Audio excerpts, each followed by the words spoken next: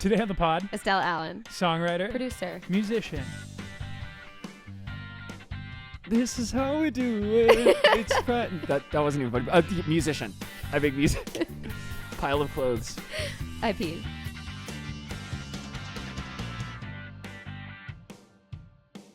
Slay. We have an iconic guest with us today. This is iconic guest. Icon. This is Estelle Allen, an incredible musician and producer out of New York. Recently to New York, though. Yeah. How recently? 4 months. Oh, wow. Yeah, Really very recent. fresh. I didn't realize it was that fresh. Yeah, I'm fresh off the boat. Wow. How are you feeling here? One, where'd you come from? Two, Where did you come from? the question did you everyone come fresh from? off the boat loves to hear. Where did you come from? So I moved here from LA. Funny enough, I did live here when I was like a little kid at one point. Actually, know that. in Park Slope for New York kid. Not Whoa. quite. I was born in San Diego, moved around a bunch when I was like super little. We were in Brooklyn for a bit and then like New Jersey. Moved back to San Diego, went to college in Boston. Sorry, didn't mean to do like the lore drop. No, but, please, this lore is what we drop, want. please. We need it. Lore drop for the listeners. Went to college in Boston, failed out of college, moved back to San Diego, Iconic move. moved to LA, and then moved here. And so how long were you in LA for? 3 years. And what brought you to New York from LA? Honestly, just like instinct that this would be a place I would very much enjoy being at. Okay. Like now that I've gotten to visit a bunch as an adult, because like my memories of it as a kid are just like super idyllic, which probably also plays into like 100%. the romanticism of wanting to move here. Yeah. But yeah, I don't know. I just kept visiting because a lot of friends of mine from college moved here from Boston because it was closer and like the scene was maybe more like the speed for the kind of music they made. Totally. And yeah, just every time I came here, it was this feeling of like, yeah, like I need to be here. Yeah. Because LA is cool, but I definitely spent a lot of time inside at my house. You've been here 4 months. Do you feel like you live here yet? Sometimes, and sometimes I forget. Because I think I still spend a lot of time at home because I work from home. And I also just, producing all my own music and stuff. Like, I'm generally in front of a pair of speakers more often than not. But whenever I leave the house, it's like, oh yeah, like I definitely live here. Yeah. Like Yeah, it's, I think I've become a little more accustomed to like the rhythm and the layout and stuff. Yeah. Do you feel like you found your bits of community or like things that you can latch onto in a more social sense? Definitely a lot quicker than in LA. I think it also helps that there's like a really tight knit like trans community out here, which there's definitely like less of in LA. Like I feel like in LA the pockets of that I was able to find were like very centered around music, whereas here it's not as much that, which kind of is a little bit relieving as a musician. Totally. Like, you know what I mean? Like sometimes you go a little crazy, like even if you have a lot in common with people at like a core level of understanding, sometimes you just get kind of sick of talking about music and like being around it all the time. It's exhausting. Yeah, so it's been I think that's been a nice aspect of finding community here. And I already had a lot of friends from here, like off the internet or like from college and stuff. Yeah, yeah. So, and it's also just so much easier to be spontaneous Totally. here. I completely agree. I feel like LA, like, you said something to me when I DM'd you on Instagram. You were like, I think people in LA hate music. Yeah, I was no, like, I think that's actually maybe true. Yeah, I got really sick of that. It's so industry forward in LA in a way that I don't really think it is here. And I've never lived in LA for long periods of time, but I go out for writing and seeing people and like whatever. And I noticed that, like I said, limited observation here, but like I don't feel like people play live as much in LA. And I feel like it's a really sick way of like building community here that's centered around music, but it's like centered around like actually seeing each other and not like some industry bullshit that's like, oh, we should write together, or like we should get in a room together or whatever, which is like one of those things where it's like it's never gonna happen, you know what I mean? Or if it does, it's like very centered around like, I don't know, making something cool versus like just going and supporting your friends, playing a show. well, because LA is so showcasey. Like I know, like it's not that there isn't like there definitely is a strong DIY scene there, Totally. but it's not pervading like the fabric of the place as much as it is here. Sure. Like that was something that was kind of fun about San Diego, is that like the DIY scene there was the undercurrent to everything else that was happening. That's really cool. Whereas LA is kind of, it's like everyone's in the room either to like kind of gauge what the competition is or see if like there's a way to make money off it. That's kind of what I mean. Like there's an undertone of like, how can we make this a thing versus like, yeah, where's the money we're in just this? doing it. Yeah. 100%. Where I feel like New York has a really cool kind of DIY scene of people just doing it to do it. A lot of people based around friendship. Yeah. The communities feel less like based around the thing that you're making and more just based around the friends doing stuff. Maybe. I don't know if that's entirely true, but in my experience it has been. And also in terms of just like engaging with the art too, like it really seems like I've noticed a lot of folks that seem like they're going to shows or going to things like with the genuine intent of like having their minds blown by it or like finding something new or becoming really excited and inspired by something.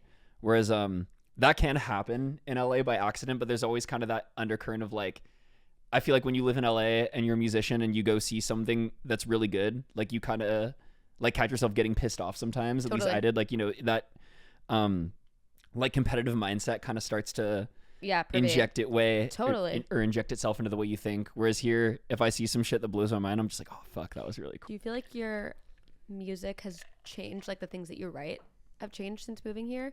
Oh yeah, no, like drastically. Okay, hell yeah. Maybe not drastically in a fundamental sense, but I think they've been shaped a lot more tightly. Okay. Like I feel like the stuff in LA I made was kind of a lot more like expressionistic. It was a lot more like, okay, these things inspire me, so I'm gonna kind of just chuck them at the fucking wall and see what happens. What sticks, yeah.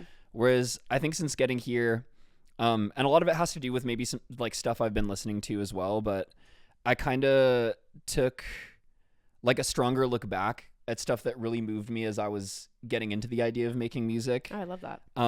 I feel like I watched something recently. I forget who it was with. It was an interview with Underscores, if you know her music. I don't. She's really sick.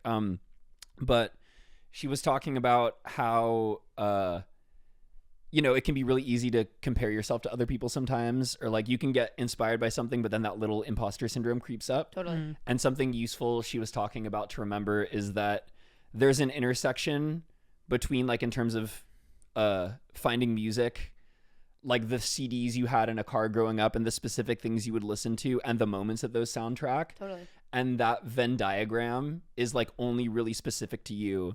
So I think once you start to get to a point where you're hitting like the center of that Venn diagram, it becomes something that is kind of yours. That's so sick. That's such a cool way of thinking about it. Yeah, that's like super profound. Incredibly profound moments. Shout out Underscores. But yeah, I think coming here, I wouldn't say I've like dead nailed the center of the Venn diagram yet, but I've moved a lot closer to like the middle. Like it's like the eye wall of it. Yeah, totally. The inspo hurricane. But yeah, I think on my last couple projects, I realized that with making albums and stuff, because that's also just generally the way I like to make music. You do like one project at a time. Yeah, like in a long form kind of way. And I feel like it's been this constant, like the center of that Venn diagram is making something that's in between like the Shrek 1 soundtrack and Blonde by Frank Ocean. Okay. I feel like, honestly, I feel like you've nailed that. That also is like the soundtrack of like our generation, I feel like. Yeah. Smash Mouth is so underrated. Dude, we ended our emo night set with All Star. Oh, fuck yeah. Amazing. So I was like, you know what? Classic. We were like, I had the Killers too, because I was like, this room full of white people will love this Killers song. But but we changed it, But we changed it because I was like, I'm like as if I was up there on the stage. No, your I was in the room. But no, like everyone knows the words to that fucking song, and no matter how fucking cool you think you are, you fucking know every word to that song, and it fucking rocks. Okay. Like you can't not imagine Shrek coming out of the outhouse. No, you literally can't. There's great like album cuts on the record that's from like did you ever listen to Astro Lounge like that? No. It's oh my god. There's a song called Waste on there that's really good. There's a song called Stoned on there that's really good. They just kind of hit this really interesting. I mean, whatever their Venn diagram is, whatever it is, they did so fucking cool. I feel like that's a really interesting way to look at it too, because I think you can identify when someone has nailed it. Mm-hmm. You know what I mean? Like, I feel like it's pretty easy to be like, oh, that's the center of their Venn diagram for sure. And I was gonna say, like, something that I love about your music is like, I feel like it's super accessible in a way that it's like, you're not like super wordy, super verbose, but it is so original, which is like something that is so interesting to me, because I always say this where I'm like, sometimes I like get down into a hole, and I love a lot of different kinds of music, but I get into a hole where I'm like, I've never heard a song that I haven't heard before. Oh hell yeah. You know what I mean? Like I've never heard anything. And that was how I felt when I heard DUI for the first time. Oh, fuck, thank you so also much. The same. I didn't even realize it was your song until today. Jamie sent me the copy of it, and I was like, because the first time I heard DUI was at a thing called What the Float, which is like a moving silent disco in New York. It's really fun. So and they fun, started honestly, off their like, set with DUI. If you're looking for community in New York, it is a really like fun community builder. But two of my friends, Jake and Wilson, made a set list. I texted them today being like, was this in your guys' set? They and opened it right? opened it. Iconic. And it's so good. And so it's like all these people who are on like various states of sobriety, like dancing through the streets of New York. And so we were in Queens. Like various states of sobriety is a really nice way to put it. It's nice. But I remember because ripped out of their minds. when it came on, everyone's like taken aback at first, and then they settle in, and we were starting to. It was so cool. It's a shocking song. It's amazing. I show everyone I know. Oh hell yeah! I love It's a it shocking so song. much. It's a good jump scare song. I feel like the element of that is in my music sometimes in general, I think comes from like just growing up on that certain kind of the internet where like if you clicked on the wrong YouTube video, like the Exorcist girl would pop out with like a distorted scream. And I think a lot of that definitely like wired my brain wrong as like a 10-year-old. Totally. So sometimes I feel like I need to project that through the music. And it's kind of fun to hear people find something they like in that. What made you write that song?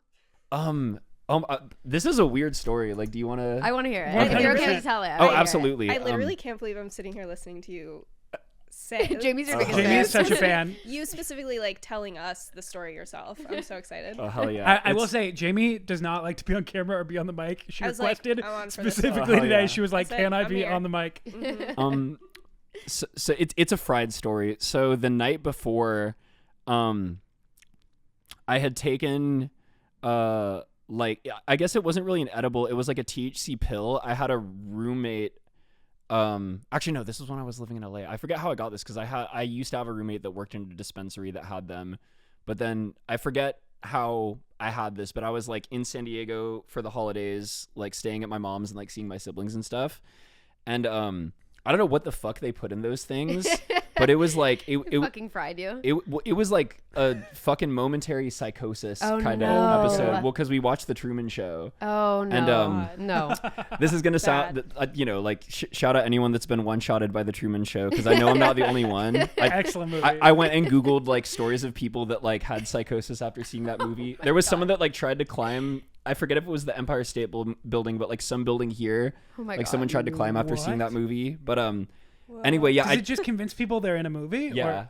And That's crazy. so being off the THC pill and watching this movie, I had this moment, like I remember being in that headspace. It was like so scary. Like the end of that movie, like where I forget the name of the actor, but he's also in Snowpiercer, if you've seen that movie. I have seen that movie. That's a great movie. Classic fucking movie. Do you know about the Wonka Piercer conspiracy? No. We'll go into that later. That's a fun Yeah, we're thing. saving that. It's that Snowpiercer is a sequel to Willy Wonka. But Oh my God. it's Ed Helms, Ed something. But anyway, when he's talking to Truman at the end, I was like, It's Skrine. Ed, maybe I forget his name. It's not Ed Helms not is Ed from The Helms, Office. Yeah. Okay, it's Ed something. He's from The Hangover. Oh, it's the dentist. from The Yes, Hangover. yes, Okay, yes. word. But anyway, yeah, like I thought that I lived in like a TV show and shit, and I remember it was like raining, and I like ran outside in my socks to like look for cameras. And it was really scary. That's like the only time I've ever experienced that. That's like every time I take any kind of edible. That's how I feel. They can get scary. They They kind of really rewire can. your reality, and if the wrong thing kind of you? like it can get really nightmarish. Yeah, totally. But yeah, that was like super traumatizing. And the next day, because we were all in town. I don't mean to laugh, but this is hilarious. No, story. it's funny looking back on it. At the time, it was so scary, but it's kind of fun to look back on and be like, it got one-shotted by the edible. But we went to the zoo the next day because we were all in town, the San Diego Zoo, and I think it was the fresh trauma that inspired this because I remember just feeling so like exhausted that next day. Yeah. And we went to the San Diego Zoo, and we'd been listening to Giving Bad People Good Ideas by Death Grips in the car. Okay. Because Iconic choice. my brother likes to show like really disturbing music to my mom when we're all Love it. together. So I he was also like, like to show disturbing music to my mother. it's the best. But we were like, do you know that Death Grip song? Yeah. Yeah. So you like it's literally Yeah. like the entire fucking time. So that was. Showing death grips to your mom, period, is like already. Awesome. I get Iconic. it. Yeah, I can see it. But we got to the zoo, and I'd had this Death Grips thing in my head, just this incessant like kick drum pounding. Yeah. And whenever my siblings and I get together, we just have a really shared, like really fucked sense of humor. And my sister came up with just this thought that was like, wouldn't it be so like fucked to make like an album that's pro drunk driving and the cover is like a kid in headlights? And I was like, that's evil. Also would be fucking hysterical. I don't know if I have like a whole album of that in me, but I remember saying like, oh, like you could have a song, and then just the first thing that popped into my head was like, you should drive, like it could go like, you should drive drunk, you should, and then the Death Grips thing like, yeah, totally. and that was one of those things where that popped in and I was like, that is a whole song. Yeah. And like it did not feel like writing a song. That was just like, here you go. Yeah, totally. Went home, made the demo. I mean, that song, I produced it more when I got back to LA. I remember figuring out like the bridge in LA, like the I just want to go home, smoke my weed part. But for the most part, like that whole idea was there. And yeah, I don't know. There's another song I kind of wrote in my head that day too that I haven't been able to figure out yet. This was like, I think this was 2021, so this was like 3 years ago and some change. Yeah, I remember writing another song in my head that day that like sampled the bass line from Milk It by Nirvana. Oh, hell yeah. Keaton's favorite. Yeah. My favorite band ever. Oh, hell fucking yeah. Is it on this arm? Oh my god. Yeah. I love them so much. Yeah, me too. It's like, I always am like, hot take, love Nirvana. It's like, I loved your Polly cover at your thank show, you. by the way. That shit Thank was you. fucking top tier. I love that cover. Everyone It's like good. I've always wanted to cover Nirvana, and I was like, I don't want to do something like, I don't want to do something easy or something like whatever. So we were like, what if we did like a hardcore cover of Polly? And I think people don't like it. Like generally, I think people don't get it. People don't get it. I think people don't get it, and I don't say that as a dig don't at the. get it. No, I don't say that as a dig at the song, don't get but it. I'm No. saying it from like honestly, like my experience. I wasn't a huge Nirvana fan, and so I didn't know the song that well before you guys covered it. Yeah. And I great think song. that like it's an incredible cover and it's an incredible song that you guys sang, but like I don't think that people really get it unless I don't they think like understand the perspective flip. yeah, Like, I don't think they that was understand the that was perspective flip. I don't think they understand That was like the point. how interesting and like uniquely different the song is when you guys do it.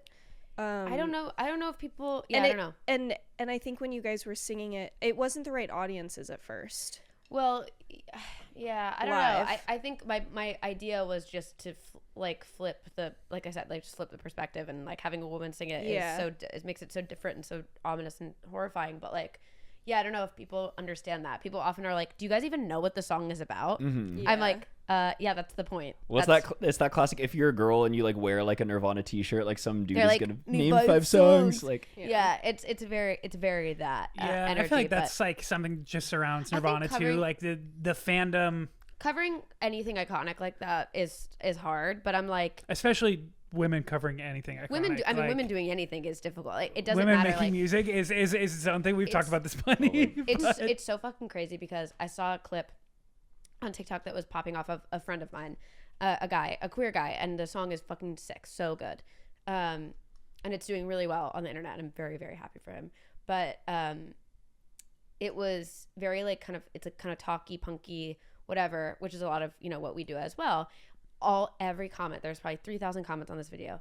They're all positive. They're all like, this is punk, this is awesome. And I'm like, if I posted the same video with the same song saying the same words, people would be like, you fucking hack, like, you fucking bitch, you have no idea what's going on. So I was like I was having the same conversation in my head where I was like, I'm so happy that this is going well for him and this is amazing, but like, holy fuck, I'm so fucking jealous because everything we do gets absolutely just picked apart to the fucking bone. And it's like shitty. You have to hold yourself to like such a fucking like pristine standard Yeah. for like any kind of art, but like definitely especially music as a girl, because like guys, I feel like even if you're like a girl and like you play guitar, like that's like so scrutinized. It's like literally. Keaton, literally. Yeah, no, literally. On tour. What is it? On tour. You on tour? Yeah. I play a little. I don't think I played in the show that you saw, but or maybe I did. I don't remember. But like, I get so fucking nervous playing at all because I'm not a great guitarist. I know that, but I also know a lot of fucking guys that are not great guitarists. no, not at all. And like, they can get away with being a little like, I don't want to be so mean as to say like mediocre, but I've seen a lot of dudes that like are not that good at guitar. Yeah. Be, like make Which it their is- whole personality. which also like gave me like a little bit of confidence where I was like, okay, like I can play this. Like I can play this and I can play it well. it's not complicated. It's not that hard. But people are still going to shit on me no matter what I do. Even if I was like an incredible guitarist, they would find something to pick apart about me playing guitar. Oh, so. yeah. They'd be like, your technique. Yeah, exactly. I'm like, yeah, well, I taught myself. Okay. So I had to learn this shit from the ground up. yeah, fuck off. But I'm also like, that also sort of gives me, I'm like, it doesn't matter. I'm like, it doesn't matter what I do, so I might as well just do whatever the fuck I want. You know what I mean? So that's helpful, I suppose. Especially with the poly cover where I was like, they're gonna shit on us no matter what we do. Yeah. So, and you know, there are people that fucking love it too, and the people that get it really fucking like it. Yeah. And I'm like, who gives a shit? I like it. Yeah. Which is like, I don't know, also something I'm working on. Just doing stuff that I want to do versus like what I think is gonna do well or what I think is gonna pop or whatever. Yeah. Okay, wait. So you were saying about Nirvana. Oh, a song. Sorry, the song. No, it's fine. We all, as soon as we started talking about it, I was like, oh wait, You said you had an idea for a song with the Milk It bass line. Oh yeah, no, that was like a tiny detail. I haven't been able to figure that song out yet though. It was never a song that was like going to be on Strange Creature or anything, but as like my music's gotten more like guitar-y and like kind of back to rocky, more organic instrument sounds, I've been like, oh, there might be a place for this song, but it's like, it just hasn't happened right yet. When I write, like I try to like not push it if I have an idea that's not like coming to me in the moment, and I just like put my shit down and I'm like, I will come back to it if it comes to me. But like when you sit down to write, if you have an idea, do you like push through till you have something workable, or are you like, I'll wait? I have to, or it's gonna sit there and not get done either forever, or like I'll remember it 2 years later and bring it back. Okay. Yeah, I feel like I have to get from the beginning to the end of something in the first sitting. Like it can still be like a rough sketch and a demo. Like it doesn't need to be fully produced. Totally. But if I don't have like the structure done and like the demo vocal laid down and the lyrics like mostly figured out, I'm never touching it again, and I'm gonna forget about it. So how much of your process then is just starting from scratch? Pretty much all of it. Like sometimes, like, you know, with DUI, that was an idea that kind of popped in, and then I went home and like recorded it really frantically before I forgot it. But most of the time it's sitting down, trying to come up with or find, I don't like to say come up with, like, not to be super like granola, but I always feel like ideas like get given to you and shit, you know? No, I literally call them the fairies. I'm like, sometimes the fairies come and visit me, and if I don't write it down or like at least try to play it while it's there, it's gonna go away. They're not coming back. They're not coming back. The fairies are a one-stop shop. They literally are. But yeah, it's usually trying to find a combination of sounds or a piece of music, or a lot of the time it's like chords that will spark a melodic idea or something that's really strong, like something that will spark a thesis, be that musical or lyrical. Totally. And then from there it's like, okay, like I've learned how to weaponize my addictive personality in that way. That. I'll get super into like, okay, fuck, I can't stop listening to this. I need to figure out how the next part goes. And so when you say a thesis, what do you mean by that? Like what does that mean to you within the song? Like, is it the thesis that is the through line for that song? Yes. Or I'd say even just like the right combination of elements that when I listen to it, the whole song is kind of sitting in the ether next to it. Totally. Okay. Like with the DUI kind of thing, it was like, once I had "You Should Drive Drunk," no. It's like the juxtaposition of those two ideas is had the thesis. Whole. Yeah, exactly. From there, it's like, okay, well, obviously there's going to be this crazy hyperpop bridge, and like it would make sense that there's a weird cartoon talky bit in the middle, and then the ending is like, okay, duh, like it has to be fucking stupid by the ending, like stuff that'll just come. That will naturally... Something that makes sense to you. Yeah, and something that'll make itself. 'Cause that's also, I guess, weaponizing laziness. Like, so, I mean... I love the idea of weaponizing your own personality. Gotta do it, because otherwise these patterns have hands. Yeah, and for real. they throw them. Patterns have hands. Yeah, just it's kind of like, I think you said it really well, just the through line of the whole thing and what the rest will like sprout from. And is that just how your brain works, or did you have to develop that style for yourself? I think kind of both. It has been a long process of learning to trust my intuition and my first instinct. I love that. That's hard. Because it's the really purest hard thing, and it will always, I think... It's never going to steer you wrong. No, it will always guide you in the right direction, but the longer I find that like I spend on something, the more I start to lose sight of that direction or like attach asterisks to it. Well, that's the thing about just any type of edit too, because I find that same thing in terms of... A lot of what I'm doing is like video editing and long form video editing, and the first 80%, when I'm hyper focused on like getting the structure in place, getting to the thesis, like is really good usually. And then that last 20%, I feel like you can poke and prod forever. Mm-hmm. And so if you spend too long listening to 1/8 count or whatever, you could switch up the little components over and over again. And it's like, okay, we're not really improving here. We're just making it different. I always say it's like looking at your face in the mirror for too long. Like if you do your makeup for too long, it starts out great. And then if you look too closely, then you start fucking with it. And then you look insane by the end of like the hour that you've spent being like, that line isn't straight. And then you look away and you're like, okay, it looked great 15 minutes ago and now it looks like shit. Because each like little thing you change starts to make everything else feel different and fucked. Yeah, and then you have to modify everything around it, and it's like, oh, suddenly I have a new intro, and you're like, wait, the intro, that wasn't the problem at the beginning. Also, sorry, I totally cut you off. No, you're fine. I learned that there's a technique that I don't know why I'm like doing this while I'm talking. I learned there's a technique that some like painters do where they'll like paint something and then they'll flip the painting, like the physical painting, upside down for a while in their space so that they don't get used to looking at the painting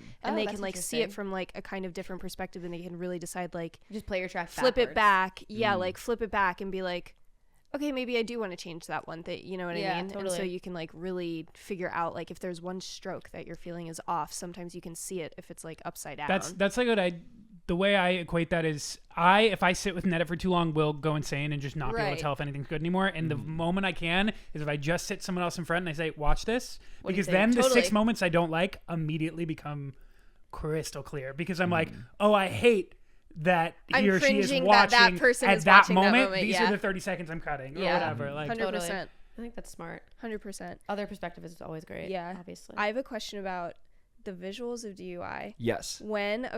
When did it come to you that you realized that you wanted to make those visuals? And also, it's kind of a two-parter question. Also, I discovered DUI from seeing clips of it on TikTok. That music video. Did it blow up on TikTok? I think so. Right? I mean, it came up on my For You page, but I think that it did pretty well. It definitely got out there at a certain point. In terms of the visuals for that, I cannot take credit for that idea. That was also kind of like a crazy story. Yeah. Please tell.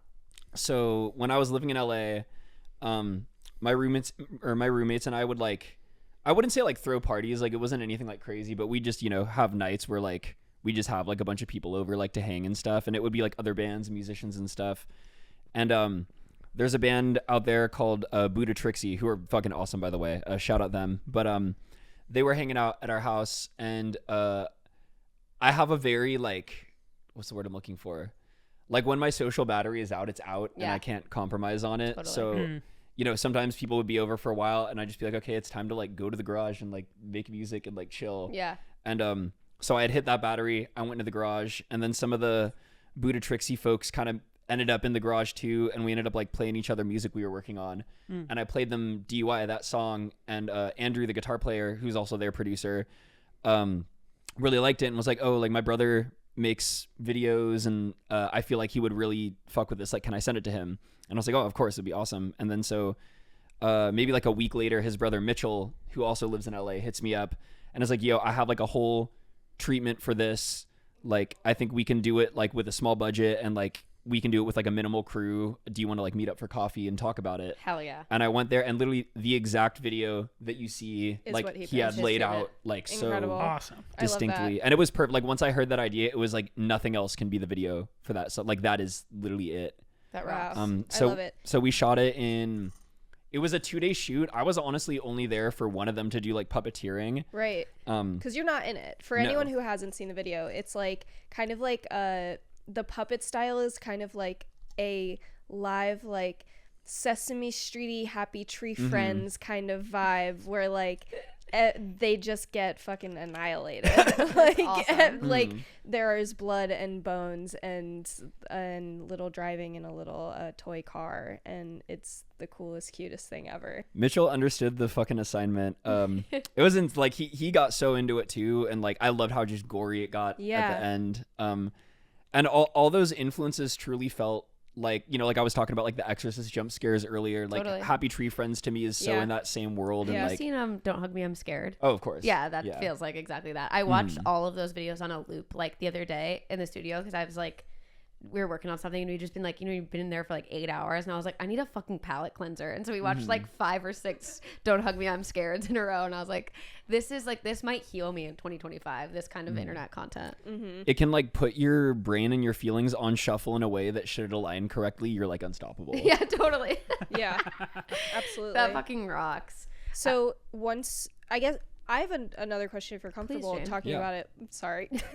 No, I love it. Well, because the whole point of like why we were making this podcast was to talk about like a lot of the financial things behind, like just how much things cost to make, and like just like pulling back the curtain on all of that. That video to me looks like it could have been a really expensive video, but you're saying that it's low budget, so I guess I'm curious like what the number if you're was, comfortable. if you're Oh, comfortable absolutely. sharing. Yeah. It was $1,000 that we both just split. Oh my god. And what were like the favors? What were like the things that it was like I cannot shout out Mitchell enough because he put up just provided everything. he put up the lion's share of that as a passion project. Like That's sick. I love that. he sourced favors from like a bunch of his roommates, from a lot of our mutual friends, like the band Buddha Trixie that I got connected with him through. They came and helped out with like puppeteering and like kind of Did special Mitchell effects make stuff. the puppets? No, that was actually what almost the entire budget went towards. Right, that's what Making the I thought. puppets. Yeah. That's sick. Well, more ordering them because they came like buying pretty much looking like that. The making came from like set design and like the gore. Yeah. Right. Which it's a bummer those puppets didn't survive that video, but they got fucked. Yeah. But the puppets. yeah, honestly, I'd say the puppets were, if I recall correctly, they were like 60 to 70% of that Of the budget. budget. Yeah. The orange one was like the size of a person. Like Yeah. that was like basically a costume. Yeah. So that was kind of That's awesome. the big chunk of it. And Mitchell is just like also incredible with After Effects and giving everything like a really consistent look. Also Word. really good Shout out Mitchell. at like masking and stuff. Like the video, I have a song called Slack with a friend of mine who's an artist named Nuffer. And Mitchell worked a lot on like the post-production for that as well. And I feel like he's really good at establishing just a really consistent like final look. That Oh, rocks. Mitchell, you're gonna hear from me. What's, No, he's also, I cannot recommend Mitchell, him you enough. have a new friend. what's Mitchell's last name? Harris. Mitchell Harris. Instagram at Mitchell or Mitch. Fucking Mitch. icon. Thank you I'm so gonna follow much you. for all you do. You were incredible. That's really sick to hear, because like honestly, Jamie's not going to say this about herself, but this is like where a lot of our ideas come from. We have Hannah Klein, who's our creative director, and Jamie do everything for every video we've ever made For like no money. for like essentially no money, and So they've gotten I'm always curious. really, really, really, really good at knowing where to spend the little money that we do have and making these massive concepts that we have like accessible on a very, very shoestring budget. And like we shot, what did we shot? We shot 4 videos total. Yeah, 4, I think.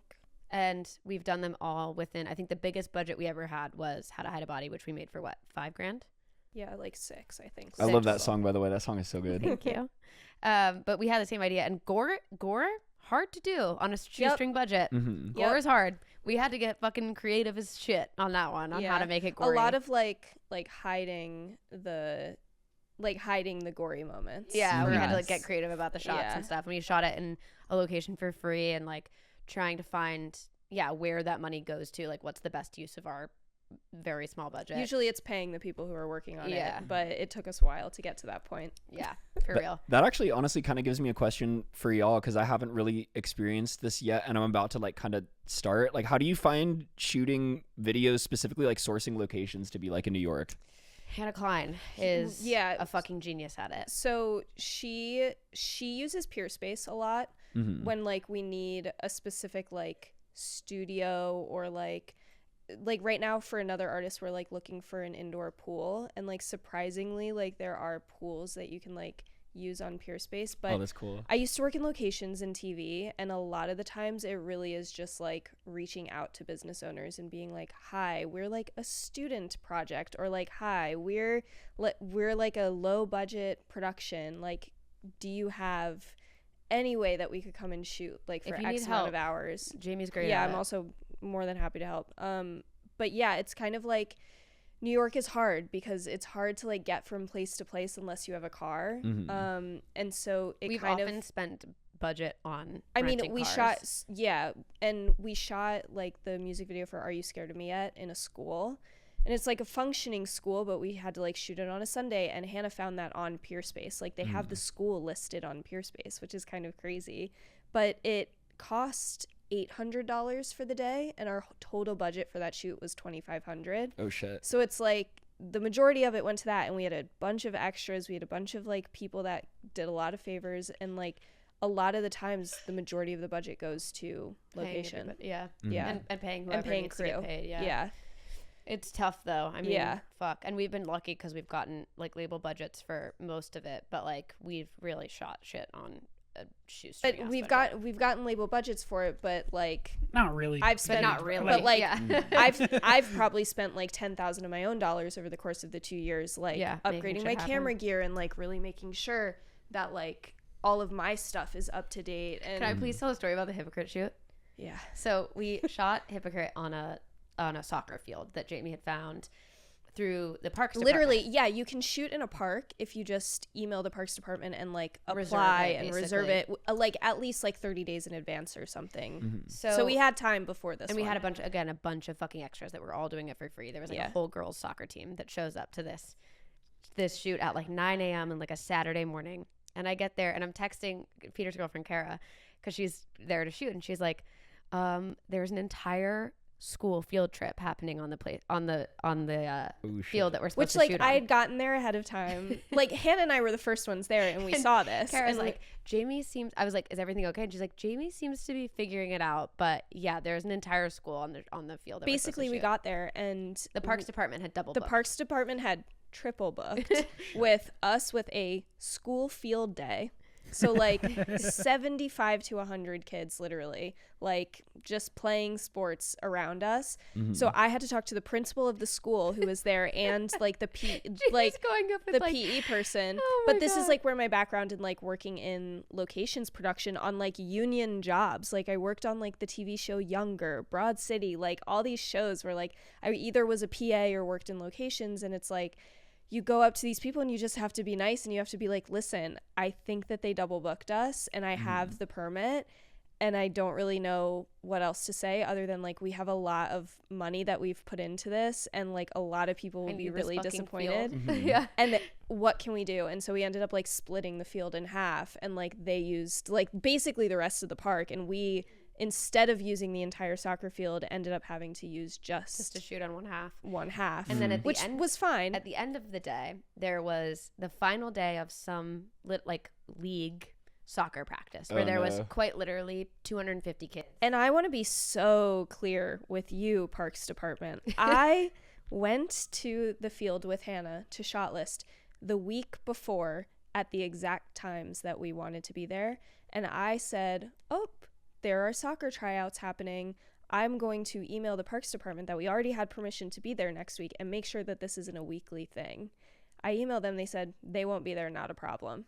Lo and behold, they're there. It's a problem. Hello. So we're in the last like 2 hours. We shot it all in one day, and then we're in like the last 2 hours, and the last shot that we're getting is the band playing the song. We saved live all the band shots for the end of the day inside the soccer goal. Like that was the plan.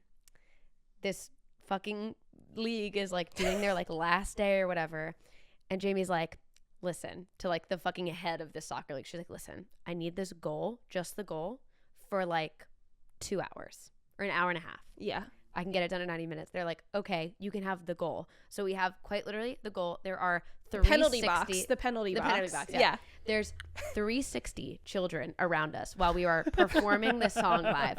And like, there's got to be a video on like an iPhone of like Jamie's got this fucking like Steadicam rig that is like on her back. There's like someone getting a stable shot, and then like literally took a phone camera.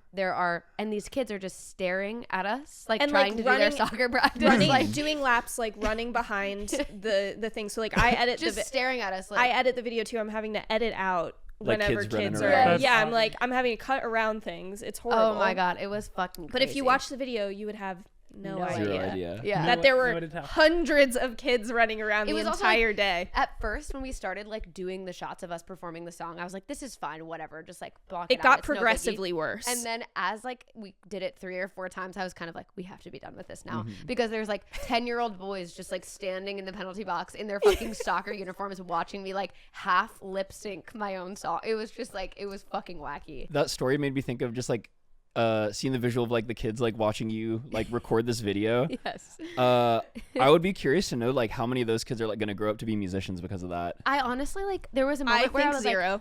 You don't think so? No. There was one kid I remember where I was like, this kid is having some sort of crazy experience right now. Where he was like, did you see, I don't know if you've listened to Knocked Loose, if you've listened to their recent album, the band Knocked Loose. They were on, they're like heavy, like, I guess you call them like hardcore. Yeah. But they were on Jimmy Kimmel, which is like very random and Odd, weird. like a weird placement for them because it's just like so sceney With and Poppy. heavy. With Poppy, yeah. And I was like, it reminded me of that in a way where I was like, some kid is gonna be like staying up too late with their parents and have like some fucking be like, oh my god, this music was made This for me. kind of band can be on Jimmy Kimmel. Yeah, this kind of band exists at all. Yeah. You know what I mean? So I was like, there was one kid that I was watching and I was like, he gets it. Yep. I was like, he gets it. Especially because it was just like the 5 of us, like we set up a fucking drum kit in the goal. And then like obviously like the 2 other boys were not really playing, but like had their guitars and like were like rocking out. And I was like, someone is gonna have it. Eli was like fully juggling a soccer ball while he was playing guitar. Yeah, it was awesome. It was very cool. That's so sick. Yeah. We were very proud of that video, but yeah, it was fucking hilarious the whole way it went down. I was like, oh my god, I can't believe we even finished this video. Yeah. It sounds like y'all made like the most of it though. Like it sounds like you've had to learn how to like improvise when stuff gets tricky. I mean, that kind of absolutely. happens with all of the music videos, honestly. I feel like that's one, filmmaking in It's- general. It's yeah, a lot of that's what I was gonna improvisation, and then also, especially when you introduce low budget filmmaking Yeah. into it, it is like Or like we had a crazy situation on How to Hide a Body where we had the treatment was all written out. It used one of the boys quite a bit, and then there was like a family emergency where he had to leave the shoot and go home, and so we had to like completely reorient. We'd already shot the first half and like completely reorient the story of the video without him. And Jamie was like, I actually have a great idea. This is how we're gonna do it, and we did it, and it was like fine, maybe even better than it would have been. Yeah, I was gonna say like a lot of the times, like I love having like little boundaries, little constraints for, or like things go wrong where you're like really forced to do something that like you maybe wouldn't even have thought of. Get creative. because you have to be decisive. Exactly. Like, 100%. Exactly. The constraints do, in terms of getting back to talking about form and structure too, it kind of gives you an artificial structure that you then have to work Yeah, that within. you have to work through. And through that, it narrows the options of how or where you can send your creativity, I guess. I also love to watch people who have like a complete, like Jamie and Hannah have completely different skill sets than I do, and then we do, and we're so lucky to have collaborators that like really see the music for what it is, because I'm like a completely not visual person. Like I can't Jamie knows this, I can't take a fucking photo. Like I really can't. I love People are like, teaching her how take to a use picture my of me. I'm camera. like, it's gonna look like shit. I don't know why. It's just like my brain just like doesn't work like that. I've always been that way. So I have no idea how things are supposed to look, how they're going to look. I have no desire to like direct a video, to like do a shot list of any kind, which is different than Danny. Like Danny like really likes. Danny loves the process of yeah, she loves filmmaking. it. Yeah. I'm like, whatever you guys want to do, like I'll do it, but like I have no like sense of like what's going on. So watching people that really know what the fuck they're doing in that way is so cool, especially under constraints, and watching people improvise and like figure it out is just like, I don't know, it's really inspiring. On the flip side, I feel the same way when I watch them perform live because I'm You like, played that guitar. I'm like- don't sell yourself short. Jamie Grenade. I Jamie did not. Grenade. I did not play the guitar. I taught the guitar Jamie how to at play power soundcheck chords and drop D. for 4 minutes. yeah. And I didn't even play the song. As soon as it was time to actually do the I was like, soundcheck, you they got went, it. "Give it back, give it back." There's so many things that go wrong during shows all the time that like ideally they don't, but like more things go wrong in filmmaking, I think, than in like live performance. But it is like really cool to see what the solutions are. You have to be like a problem solver to be a creative, I think. Yeah. What's y'all's sleep schedule right now? I have none. It's a terrible I fucking have question no for me right schedule now. in general. Yeah, It's bad. I'm It's like bad. a 3 a.m. to 11 a.m. girl. that's a good one. Yeah. I'm similar. I'm probably closer to like 2 a.m. to 10 a.m., but only because I'm actively working on it. Like earlier this month, I had been really good going into the new year about like I was getting to bed by like midnight. I was waking up in the morning. I felt very productive. And then we went to California. I got back onto California time, and I have stayed on California time. Yep. Yeah. And now I'm just on that. Where are you at sleep schedule? Wise. It's like 4 a.m. to like noon. Yeah. Right now ish. God, I was being a little bit nice to myself. That's probably more what mine looks like. Well, that's also my problem is that I work remote, and the company I work for is based in LA. Mm-hmm. So they start working 9 a.m. West Coast time, so 11 a.m. noon our time is usually the earliest I have to be interfacing with them. And so if I really you have to let give my morning go, to get up early. Like, I know I like when I actually wake up early, but like everything in my body is such a late night person, because I'm the same way where like late at night I like to sit in front of my computer and work, even if it's like 1 a.m, 2 a.m. It's quiet in New York. I write late at night too. Like if I'm like, I don't know, if I'm up, I'm like, my mind's going. I do my best writing at night, but my partner is a lawyer, and so his schedule is much more steady than mine, and he's like up at 7:15 taking a shower. Like our cat is waking us up. I live a domestic life for not the kind of domestic person I am, in a way that I'm trying to I don't know, navigate it better. It's hard when you like have such nebulous work situations. Well, it's also like with this podcast, for example, it's like we schedule times, but like sometimes things change today, for example, and like you try and schedule your day out as a creative and like have these commitments that you make, but then like if it shifts, then you have the whole morning where you're like, oh my god, I could have like done something. Maybe and this is a hot take, but like I just don't really find that, like, I don't know, we're so like capitalistic productive centered that I'm like, if that schedule doesn't fucking work for you and you don't have to do it, fuck it. Who gives a shit if you wake up at fucking noon? I'm like, I did work today. Like, why do you give a fuck what time it happened? I shame no one for waking up at noon. And I think that's fine if you were actually getting up and doing work. I think that it is a lot easier the further into the day you get waking up. Like, the longer you stay in bed, the harder it is to get anything done. Absolutely. Yeah, in my opinion. Or like, and like, sorry, go. Oh no, you're good. You're good. Or I find even with like waking up late, like your work brain, especially if your schedule is nebulous and you can kind of get started on stuff on your own time. I find that like I don't even lock because like what I do is like mixing other artists and mastering and like sometimes recording engineering, but like mixing and mastering is remote, so I can kind of do that whenever.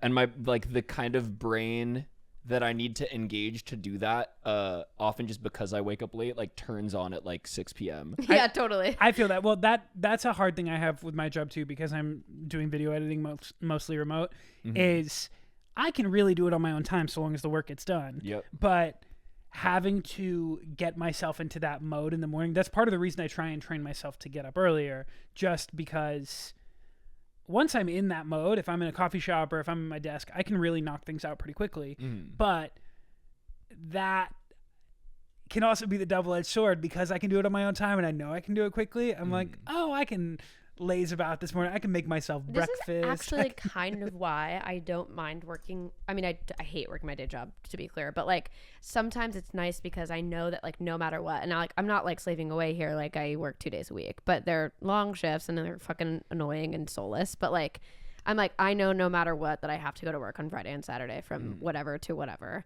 And like having just a little bit of schedule is helpful for me. Yeah. A lot of the time. And like when I don't have it, I definitely feel a difference in my like productivity or like my ability to kind of like, I don't know, get shit done on my own time. Or like ideally, like what I did last week was like I was working on a project for another band, so I was in the studio like all week, scheduled out time, getting paid for that time, which was great. I was like, if I could do this every week, or I could be recording and writing for 8 hours a day and that is my work day, great. That would be my ideal situation. But like obviously that's just not the case all the time now. Do you have a day job? I mean, that's pretty much my day job. It's not like and stuff. Yeah, it's not like a traditional one, I that guess. Rocks, but though. I mean, no, that's amazing. That's ideal. It works. It strikes a good middle ground too, I think, between something that's like artisanal and that like I don't have to, like the ways in which I apply creative brain to that aren't super distracting. Totally. Like you have to find creative solutions to getting maybe two elements of a song to work together or something, but for the most part it's like this person says they want this song to sound like this. I know I have to do X and Y and it will take this amount of time. Ooh, whoopsie. Oh. No, I used the force. You're telekinetic. My God. To make it Pete touched it. Yeah, that was my fault. Sorry. Oh no, you're good. You're good. Here's good. Yeah, sorry. was I saying? I realize I'm so short that when I put my head back, I don't hit any of these paintings. Oh, it was my hand. It was not. But I am realizing that everyone else on the planet Earth will hit their heads on this. So I'm surprised I haven't. I'm so clumsy. I'm like that bad level of tall. no, it's I'm a bad level of short, so I don't think of these Hey. things. What do you mean bad level of tall? Like if I have to duck if there's like a human-sized tree in the road type shit. A human-sized tree in the road? Or like if you're walking on the sidewalk and like there's a like tree with a canopy, Okay. I happen to be the height that more often than not exceeds that, and Okay. I'm not very flexible or very really coordinated. like tall guys in high school would, I'm not kidding you, run into me in the hallway because I was so below their line of sight that they would just trample over me, and oftentimes this would happen and they would go, oh my God, I'm so sorry I didn't see you. I'm like, no, I believe you because you're a foot and a half above where my fucking head is. You're at the canopy. Yeah, literally. So getting back to your work before we get too derailed, do you have specific consistent clients, or is that just kind of shopping around? Like, how do you find that kind of work consistently? Now it's a lot more consistent. I'm fortunate enough to have a manager / roommate who does separate stuff outside of working with me in the music industry. He works a lot in like kind of hip hop and R&B spaces too, which is kind of nice for me as well, because that's most of what I listen to. Yeah. It's not really the kind of music I make, but I feel like you have a lot of influence in that. a, in music. a lot of influence, but not like overtly. Sure. Whereas there's kind of like there's a lot of sonic consistencies, especially with like contemporary R&B. Totally. That I feel like I kind of have begun to understand the language of. So like because my manager does like consulting for labels and stuff. So like they'll get a lot of new projects where like they have a certain amount of budget and they're looking for someone to like mix a song or master it or both often. So that's kind of nice because he can just be like, well, I know a girl for that. Yeah. And then it's like, okay. So, Well, and so for the manager, was that a friend relationship first? That the roommate side of it, was that the two of you got linked up as manager and artist, or you knew each other and that kind of... So Jacob was managing two artists that I was friends with / working with when I lived in LA. Artists that were out of Phoenix, Arizona, where Jacob's from. Cool.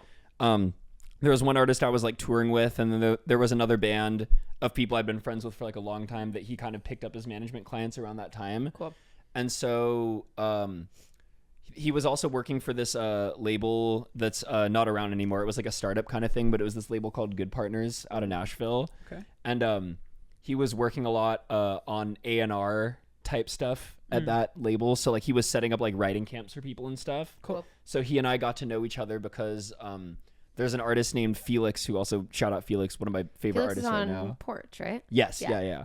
There's an artist named Felix. Love Porch. Oh, thank you guys. There's an artist named Felix that he was working with, and we did a writing camp for him in Phoenix. Like they got an Airbnb for a week. Fun. And the band Fear of Making Out that he was managing, were kind of like executive producing that project. So they wanted me to come in and like play guitar.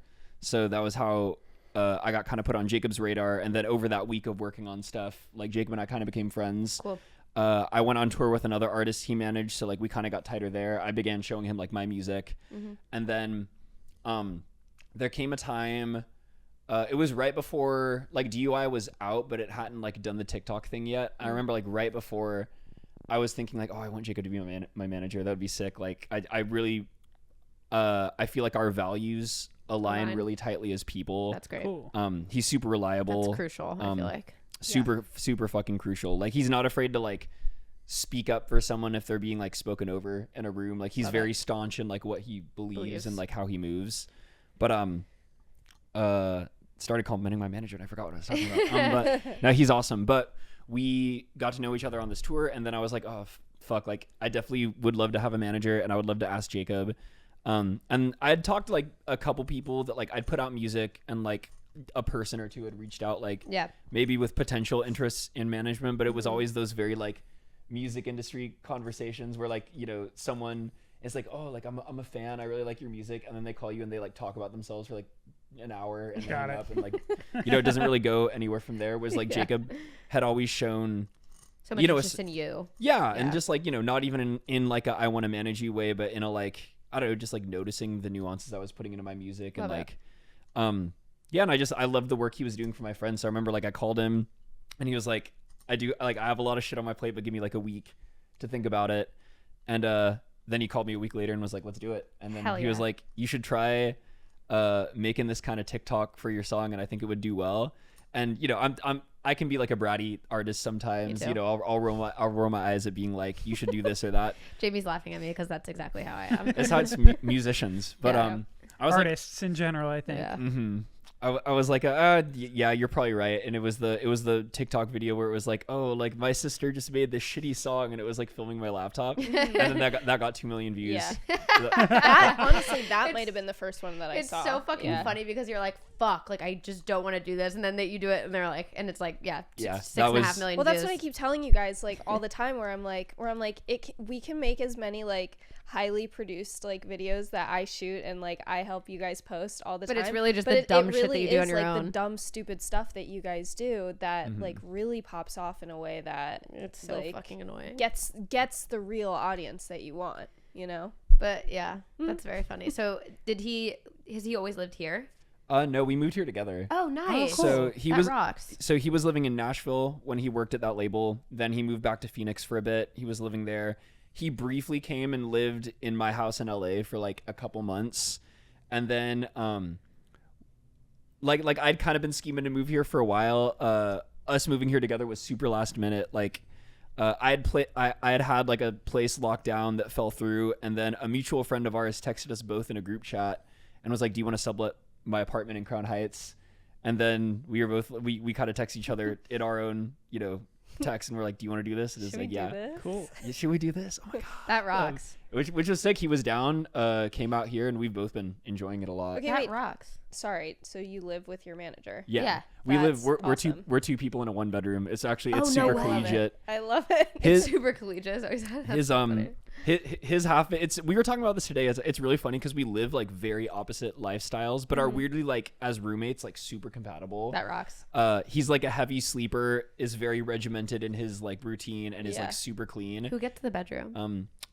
He was very sweet about it. He was like, girls should have the bedroom. That's so true. I was like, thank you. Nice. That's very like girls should have the closet and the big bathroom too. I firmly believe that. Yeah. Honestly, like as far as guys go too, he is a wonder to share a bathroom with. Really? Like, so clean, that's awesome. Fucking, That's incredible. I mean, you want a manager like that. I'll say it. I need it. I'm so fucking. You want an organized, clean manager. Yeah. The damn bitch you live like this goofy meme is like my life. Like if you look at his room, it's like he's in the living room, and we've made kind of like a partitioned hallway that leads to the bathroom, so he has privacy. But you know, he's in a very like DIY built space, and my ass got the room.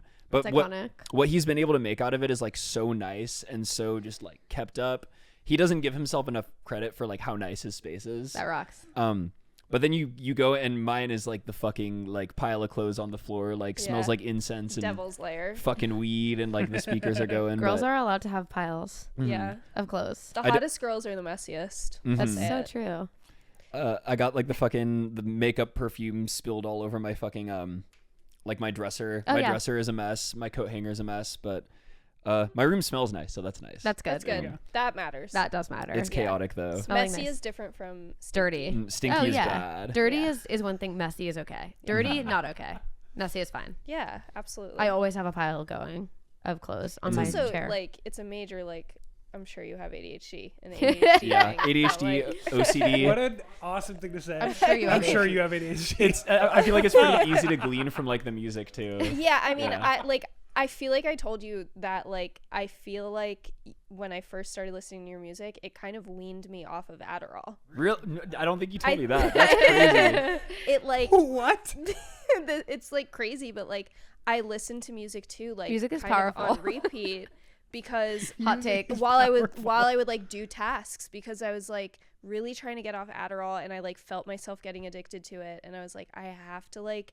have something, and brown noise and white noise, like, it just wasn't working for me. And I had started listening to more like Hyperpop, like 100 Gecs kind of vibes when I was working. I was like, oh, this is working. And then when I discovered DUI, I was like, I could listen to this song, which is insane.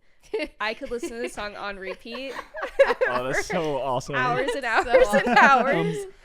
And truly, like the whole album, or the EP, I guess, I was just like, is Music 2 an album or an EP? I'd say it's in between. When I was making it, I was kind of thinking of it as an album, but I've since retconned Strange Creature to be my first album. Right. Well, yeah. We'll say it's an EP. It's an EP that was like made like an album, like it's meant to be listened to all the way through. Yeah. Your music weaned me off of Adderall is like definitely a top That's 5 the title of that. Your music weaned me off of Adderall. podcast statement that we've gotten in our history. It's so true. I think I didn't tell you directly. I publicly declared it on my Instagram story. Oh my god. I'm gonna start telling people my music does that. I have a question pertaining. Music is powerful. I have a question pertaining to that with just like ADHD, and you said like trying to get off a Adderall. Do you find like you have that thing where like kind of like stimulants don't affect you like normal people, like something Correct. like Adderall will just kind of when I would do coke, I wouldn't feel it. Yep, same. Yeah. That's why I was addicted to coke. Yeah, because I was like, this isn't doing anything to me. No, that's same. like kind of how I got addicted to Adderall, was because I was I need more to feel it. And then I kept feeling like I needed it. You're not supposed to feel it. I feel like I needed it to be able to get anything done. But then I was like, I really want to try to trick my brain into not needing this so that I can get stuff done. I used to... Oh, sorry, go ahead. No, I was just going to say, I think making like fast and heavy music kind of maybe if you have ADHD, whether you're like making it or listening to it or both, it's kind of the same as like doing coke or Adderall. I completely agree. So you're saying I should venture into music? Yes, it might have that effect. I feel exactly the same way because I haven't been on Adderall since I was in high school. I stopped taking it when I went to college because it made me feel like I had grid brain. Do you know what I'm talking about? Where I was like, I did not feel creative at all. I didn't feel like I had like any like instinct or intuition. I was just like gridded out where I was like, have to do this now, whatever. Life simulator. Yeah, literally. But I had it in a patch. So it was like a nicotine patch, but I think it was Ritalin technically. But it was like, I would put it like on my pelvis and like, it's like slow release like into your fucking skin. Oh my God. Isn't that crazy? That's fucking And I would have crazy. to switch where it went because it got like, it would make my skin like irritated, obviously. I can't believe that's even allowed, but yeah, they have it's that. fucking crazy. The wonders of science. Meth patch. Literally meth patch. Literally It was a meth crazy. patch. I also That's psycho. in college, which was awesome. Because I stopped taking it. I sold my Adderall when I was... I don't know if I've ever met anyone with an Adderall prescription who didn't sell Adderall. Yeah, it's the logical thing to do. In college especially. Yeah, I do feel like making that genre of music absolutely feels like this like Adderall induced like I think it's sorry, what were you saying? No, I was saying a high basically. Yeah, it's like I think it's taken the place that like substance abuse used to I guess like the role that used to play in my life too, because like there's I think around the time I started venturing into that kind of music, I like was kind of re-examining my relationship specifically to like alcohol and stimulants, which are like two things I don't do anymore. And it has been, thank you, it has been funny seeing how like making obnoxious music has like kind of filled that void in a way that's a healthier little addiction. I think you can only replace it, right? Like you can only replace your addictions with something else. So how long ago was that the transition into music? I mean, I've been making music my whole life, but venturing into that kind of music, I got really heavy into it during like beginning a quarantine COVID era. Okay. Because I was in like I guess what you could call an indie band at the time. It was kind of more, we were super like inspired by like Brockhampton and shit, so it was a little like it was like a little fruity, like some Autotune stuff going on, but it was very like indie. Coming from the band scene. Cool. And I remember I love Brockhampton. Brockhampton's so good. I remember coming back from a tour and hearing 100 Gecs for the first time, because we'd played the show in Seattle, and there was this kind of like hyperpop like math rock duo that played the show with us that did a cover of Hand Crushed by a Mallet by 100 Gecs. Hell yeah. And I remember the band that we were touring with like stopped in their tracks and went to listen to it because they were really into 100 Gecs. And I was like, Jamie and I both fucking love the reason why I incredible. Introduced you to Keaton was because I was like, Keaton loves 100 Gecs. They're amazing. They're the most like music core band I've ever heard. It's just so brilliant because of how fucking stupid it is. And I'm like, nobody has the bravery that they do to just be like, I'm just gonna you say do this. You have the bravery. Well, for them, I feel like it just comes from like, I mean, like I can't speak to it because I'm not them and I don't know them personally, but like there's such a joy and a love of just making music that is so injected into their shit. Like I remember the first time I went and listened to their album, the first album, that was like eyes closed, laying in bed with like my headphones in, just like did the whole thing real quick. And it fucking blew my mind. I remember like, cause I mean, like, you know how it is being in a band, right? Like once you get in a routine with it and relationships are established and you know what like your job is. Yeah, totally. It can become very regimented in a way where you don't notice yourself starting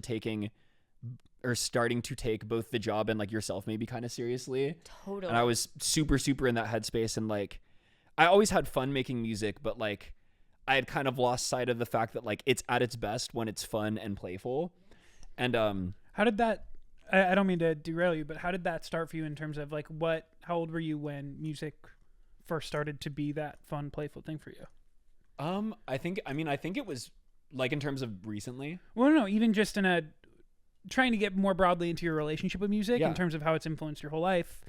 And did you always have that joy with it when you were learning, to whether it's instrumentation or? I had that joy listening to it as a kid. Like I can remember the pieces of music that really affected me. Like the thing that made me love like rock music was Kashmir by Led Zeppelin. Like that was the first like non-soundtrack song I ever fell in love with. Like before that, it was all Danny Elfman and like John Williams soundtracks and whatever CDs my mom and dad would play like at the house and stuff. But yeah, I remember like songs would make me see music videos in my head or want to like run around with a sword like pretending to be a character. Like love it.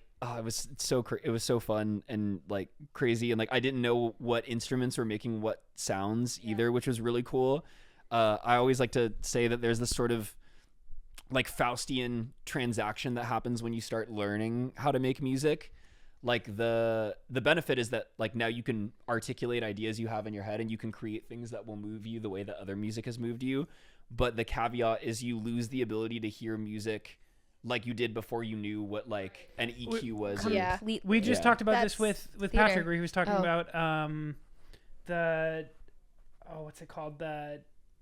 The principle of like when you know nothing, you're so confident, you love the thing. Mm-hmm. Or it's like the apex of confidence is when you know nothing. Mm-hmm. Yeah. And then as that goes up, then your level of like confidence goes down because you know too much and you can't like whatever. But it's like it's in all mediums of art where like as a filmmaker, it's hard for me. It's hard for me to enjoy a movie the same way. It's hard for me to enjoy a movie if there's stuff that's like glaringly technically wrong with it, even if it's like a fun, even if it's a technical marvel, like it's same with going to theater school, like just going and seeing theater, even if it's incredible, you're still like picking it apart. The things that actually really stick with me are like the 7 minutes that I'm like leaning in and forgetting that I'm watching exactly. Yeah, because otherwise, even when someone is singing Defying Gravity incredibly, I'm like, holy shit, you just fucking did that. Like I'm thinking about it more on the technical element of the enjoyment that I love thinking of it as like a Faustian transaction. Oh, yeah. Where you're like, and I've sold my soul. It's never going to be the same. Yeah, absolutely. Nosferatu. Yeah, literally.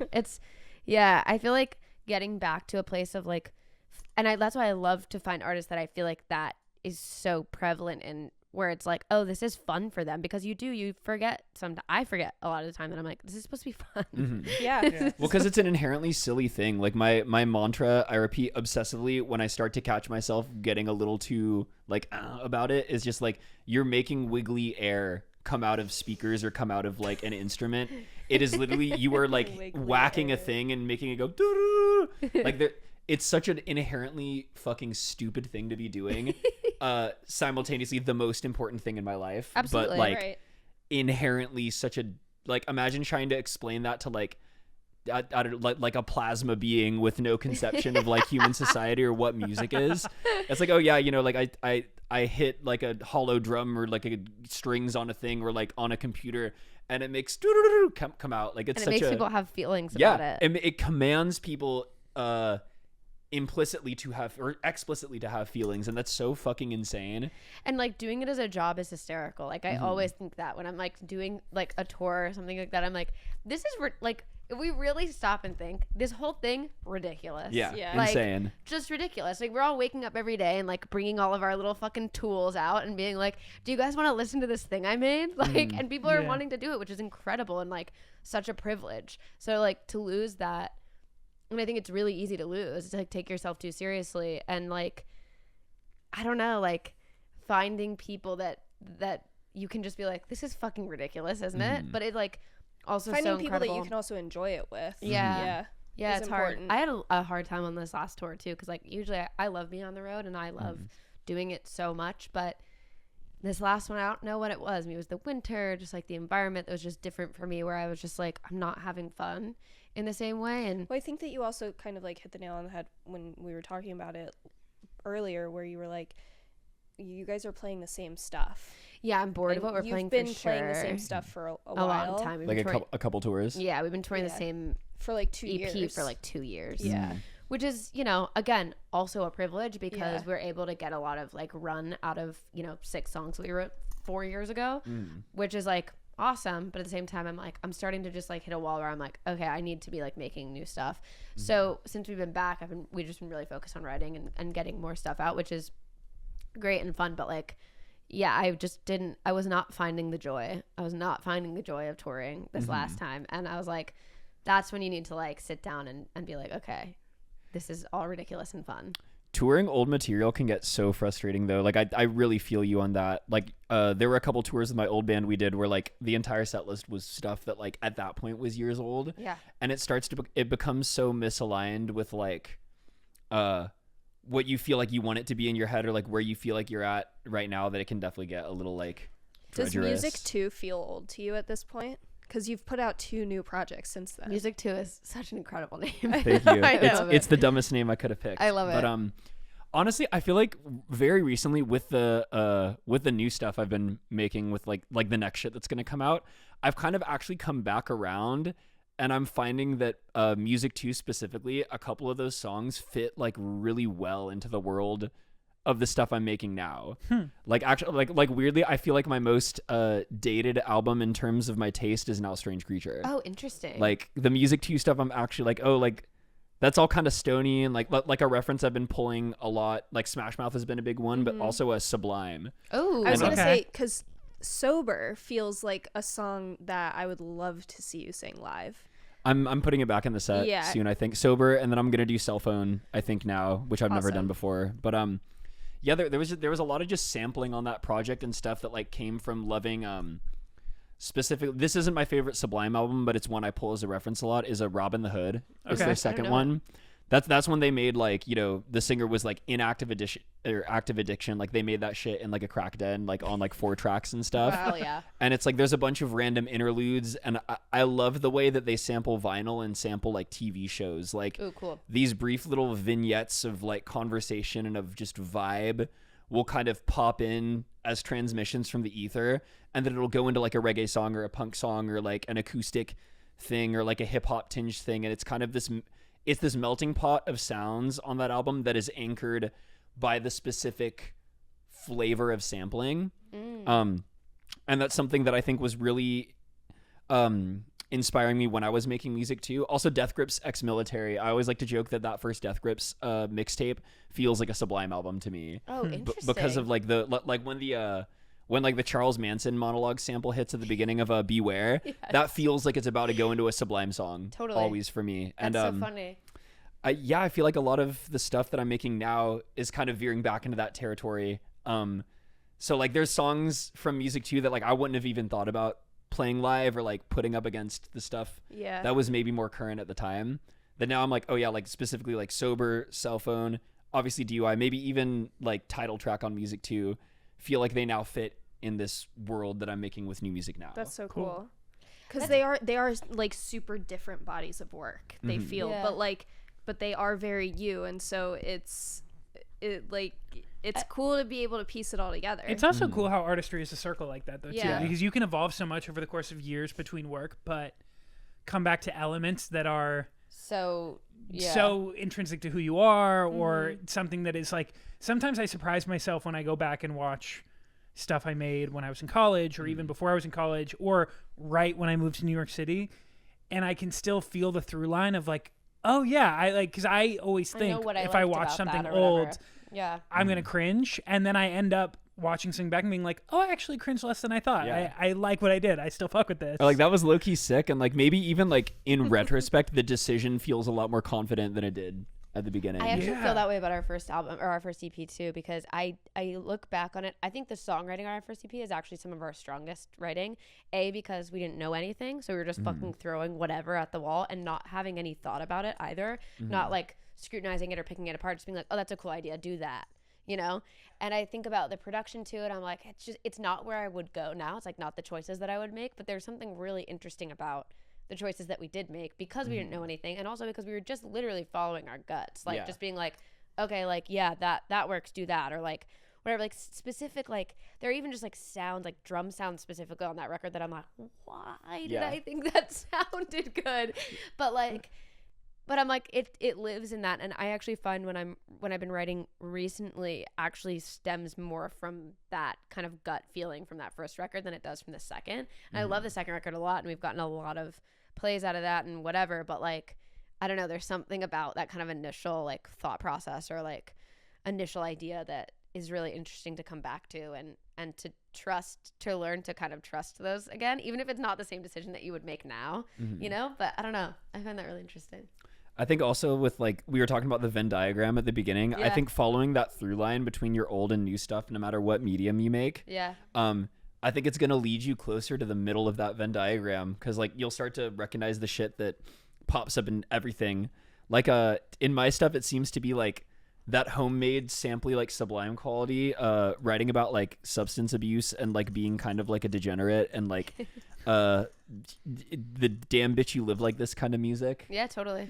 I don't know. It's been fun. I'm curious to know like what the through lines you found in like the Daisy Grenade stuff is, like hearing like your old stuff versus like what you're making now. Like what are the commonalities between those? I think like we've always been really interested in making something that touches on, like similar to like what you're talking about with the Venn diagram, something that touches on nostalgia but doesn't feel like nostalgia, because like we're so influenced by like 90s grunge, but we're like not a grunge band, so it's like finding the I don't know, finding, people have called us like bubble grunge before, which I think is interesting and fun, but like I don't even know what genre you'd even call us, because I hesitate to even call it pop punk because I don't really think it is, but like finding the through line of that sort of like nostalgic rock feeling that has those natural like band sounds to it, while also implementing some like hyper pop and some pop that doesn't feel disingenuous, I guess. But like thesis wise, like I feel like the thing that always comes back, we write so much about mental illness because we're both, you know, mentally ill. Shout out mental Illinois. Yeah, literally. Shout out Borderline. Hey. Writing about mental illness is like a huge thesis of the band. Writing about being a woman, also like the lens of like mental illness through being a woman, and also like our experience being in music as women, like has heavily influenced me recently, where I'm like everything sort of comes back to this feeling of like being like looked over or something like that, which I've found a lot of inspiration in. And also just like the state of the world at present is what I often end up writing about in some weird fucking way. It's a trip being alive right now, dude. It's fucking strange. It's so bizarre. Yeah, I wrote like and I actually didn't do a lot of the writing on our first record. A lot of that was Dan, because Dan does very well writing on her own. I like to bounce my ideas off of people because I'm like a very external person. Like if I sit too long with an idea, I'm like, what the fuck does this even mean? But the song that I wrote the majority of on our first record is called Real Horror Show, and I wrote it about there was like a flood in New York in like 2021 maybe? Yeah, I think so. Do you remember that? Yeah. Where like people died. Like it was like crazy. It was like right over here. Yeah. There was like a flood that happened, and like it went all the way into like Westchester. There was like this crazy rain. Yeah, no, there was a lot of, and like the subways flooded, and like I knew a person whose boss's daughter literally died because she got stuck in a basement that flooded and she couldn't get out. Oh, it's fucking crazy. It was crazy. And I like woke up, I remember watching it happen. Like people were, I'm not kidding, like taking boats in the street. It was fucking wacky. And I remember watching it happen. It wasn't super bad where I was, but I remember watching it happen in the night, and then I woke up and I had to go to work, and I was just like, we just like have to, like, people are dead. Like, I don't know. And it like wasn't really on the news. Like it wasn't like making anything. And I was like, this is so fucking weird. Like I'm just like getting on the train, like nothing happened, to go to my fucking stupid ass job. And it really freaked me out. And I wrote that song Real Horror Show, and the lyrics, like, you wouldn't know it was about that. I just wrote it about, like, just being, like, us being so fucking detached from reality, which I think is something that I come back to a lot, where I'm like, this thing of, like, watching, like, truly, like, horrors happen, like, every single day, all the time. Like, there's a constant feed of just, like, horror on my phone every day. And yet, like, we're just, like, getting up and, like, going to get a coffee. Because, like, what the fuck else are you supposed to do? Nothing stops, which is it's kind of weird to come to terms with sometimes. Yeah, that has been something that, like, I just wrote this other song about how, like, I feel like I'm not seeing anything original anymore. And, like, there's this really interesting conversation that I listened to, which I brought up actually on the last episode we did. Have you actually listened to the conversation since then? Yes. It had been summarized to me by my boyfriend, and I found the points very interesting, but I actually went back and listened to it. It was a conversation that Josh Citarella has with Maddie Healy. Oh, I've seen that podcast. Yeah, where it's like the future isn't coming. Like, the future is not here, and it's not coming because we're not making advances. So the culture that we're experiencing is just being, like, recycled to us. Mm-hmm. Well, they talk so much about, like, Mark Fisher and, like, kind of those, like, the hauntology ideas in that podcast, which I think is really cool. Like, yeah, that idea that, like, we've kind of removed the promise of the future, both from, like, art and culture and then, like, in physical reality. Yes, absolutely. Which is, it's kind of like the weird nostalgia cycle. I mean, like, I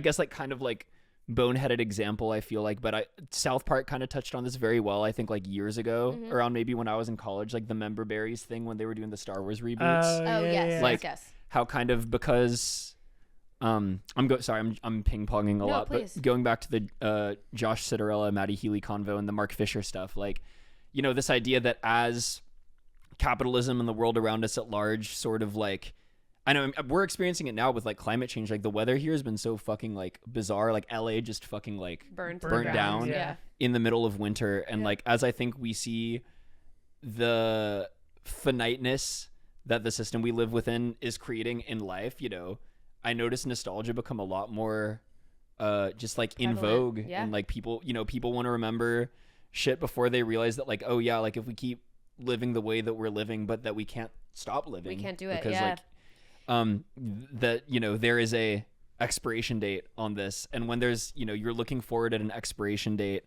it's really hard to you know, maybe in the same way that people in, like, the 50s and shit were, when they were, like, unaware of the people that we had to subjugate to, like, have those economic systems. Like, you know, you can be like, think about, like, retro futurism in the 60s and 50s and, like, what that aesthetic looked like, and it was so, like, forward, and, like, you know, it starts to veer differently around, like, the 80s when, like, Cold War scare gets, like, really bad and everyone's afraid of getting nuked. So, but like, it is funny, like, in the 80s when that happened, the nostalgia for the 50s was probably at an all-time high in terms of what you see in media. Like, I wonder if that is going to be a symptom of every generation, though, that we're always going to be nostalgic for a time that we think was better, even if it never existed. Well, right now it's the 2000s, but, like, think about how it must have felt. I mean, like, I'm old and I'm outing myself as a millennial. Like, I remember 9/11. Like, I always say I can't be friends with people who don't remember 9/11. It's a trip, like, thinking about being born after 9/11. Yeah, I've met many people where they're like, I remember it. I'm like, you were 6 months old. No, you do not remember it.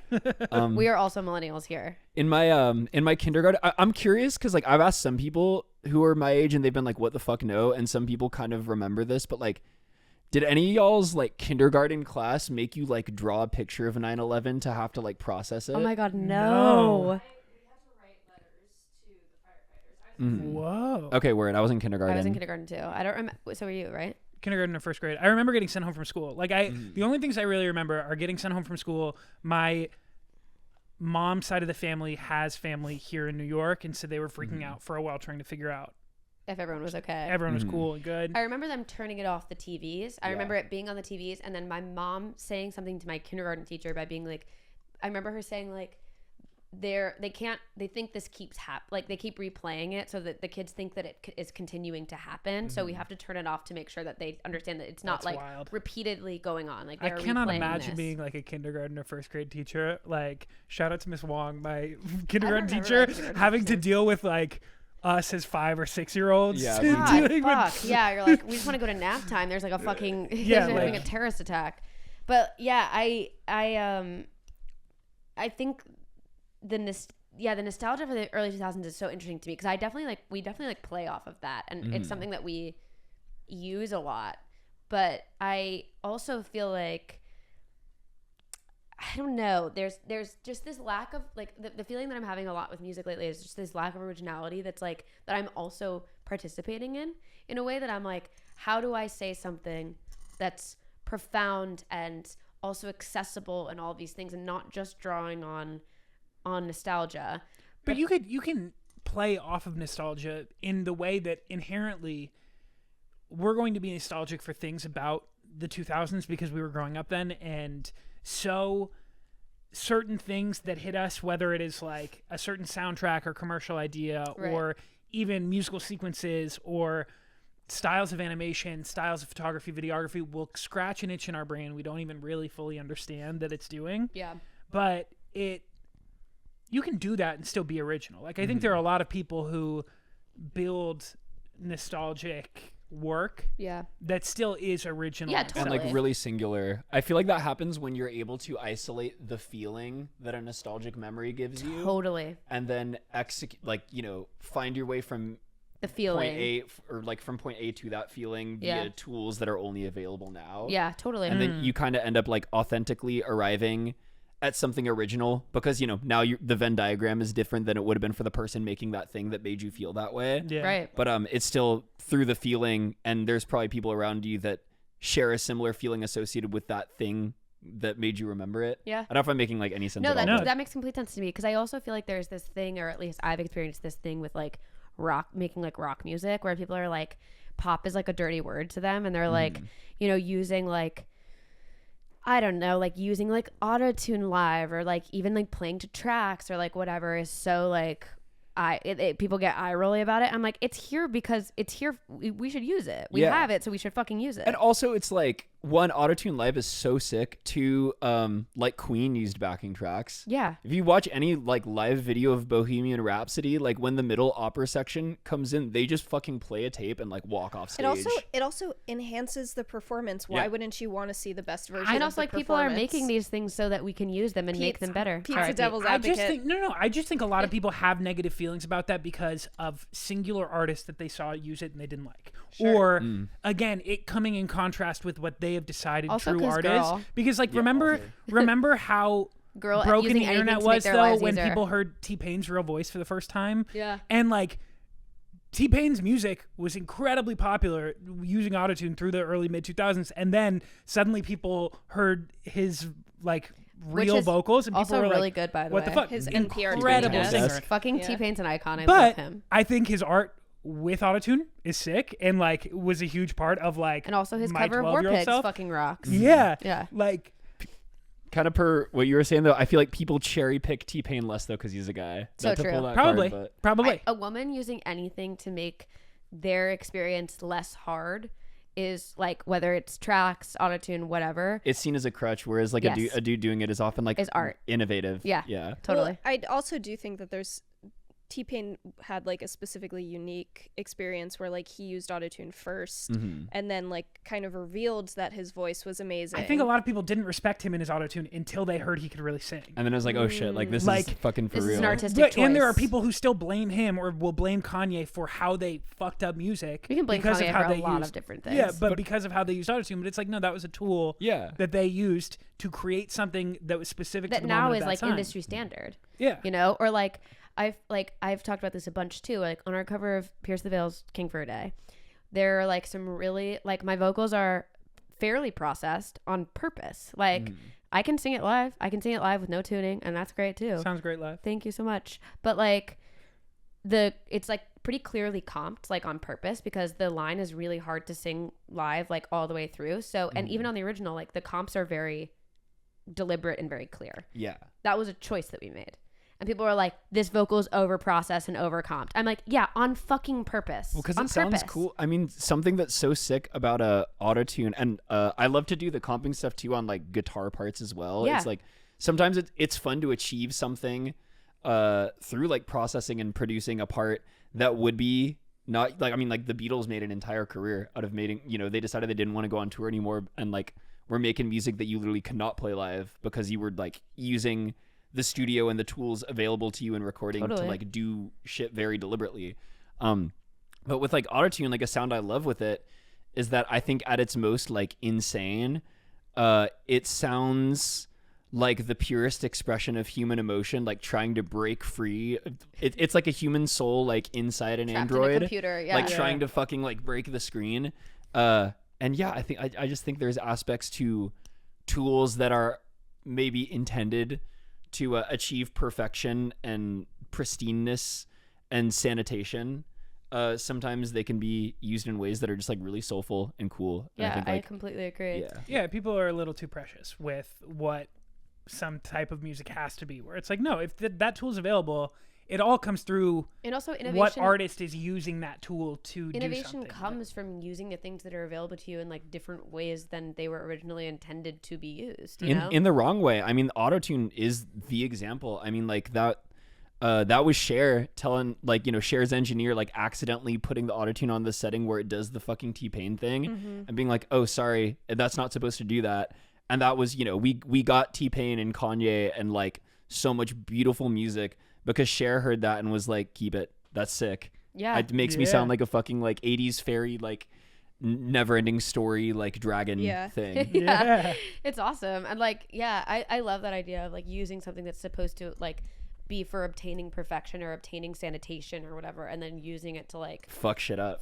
Shit make up. shit sound. And that's like, I fucking love like people even shut on like fucking Charlie for like being like she can't sing, and I'm like, you guys are so dumb. I'm like, I'm sorry, like this isn't for you then. If you don't get that, then fucking walk out. But like this is what she's doing with this is fucking brilliant. Well, the sound that's so cool about her vocals is that it's like an imperfect performance into autotune. Like like something I loved about Brat was how like haphazard it all sounds. Like it's so amazing to hear an album that like by and large, like to me, that was like album of the year. Like you could not fucking escape it at all. Like it No. was culture everywhere. It became culture very fast. And when you listen to it just as a piece of music, like it's so rough around the edges. Yes. There's like, it's, you know, the auto-tune will go to the wrong notes. Like it doesn't sound like there's a lot of deliberate correction in the vocals. It was more like, you know, from what I understand about her recording process, it's like, you know, I'm just going to track with the autotune on, and if it feels right, even if it like doesn't hit the right notes, like we're keeping it. And it causes those songs on Brat to feel so much more like candid and rambly and like a little silly. I love the verses of Talk Talk where she's like, I followed you to the bathroom and then I felt crazy. Like, the little kind of messy things the autotune is doing. I might say something stupid is a good one for that too. Like I also like what's the one where she's like it's like towards the end where she's like she's a beautiful mother and he's a beautiful father. I think about it all the time. I think about it all the time. Yeah. That one I fucking love because I'm like, that song broke a mold for me. It's a brilliant fucking song because it is rambly as fucking. She's just fucking talking with the autotune on, and it's like it works. It's so sick. Well, it's something that you do too with your music, where like you go back and forth between autotune and my like regular, your regular voice. Do y'all want me to just to go through like the vocal? Yeah, kind of. So, and if you want to like talk about it like in relation to your transness, like your regular voice, they're like, directly correlated. Exactly. Like, and I love it so much. Thank you. It's like it's such a superpower and it's so special. I think of it as magic. Like obviously, it was really funny because I feel like.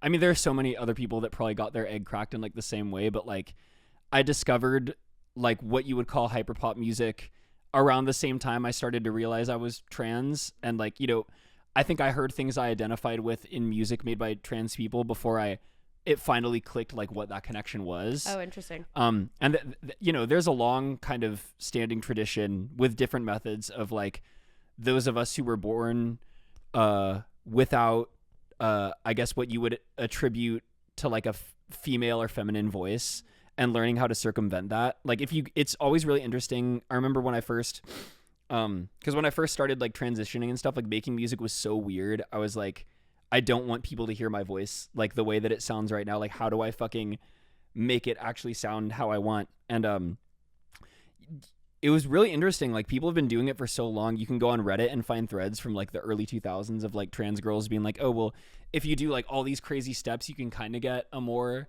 like it's close to like what I guess a lot of like dolls I know call like voice training voice. It's like kind of this voice like type of thing. people were finding ways to achieve that with like stock Logic plugins and stuff. That's cool. that's so sick. I'm obsessed with that. There's I mean, I'm sure it's a plugin y'all have used in the studio a lot, but you know, like little Alter Boy sound toys, like the pitch informant shifting. So that was my first kind of semi-musical egg crack. It was like a little mini hammer and thing going like on the egg. Yeah. But I remember, you know, we discovered Brockhampton, and it was like you know, all these guys having vocals that at certain parts in their albums were like very like, it sounded like a girl was singing that. Yeah. And I remember falling in love with that sound and not really being able to figure out how to get it.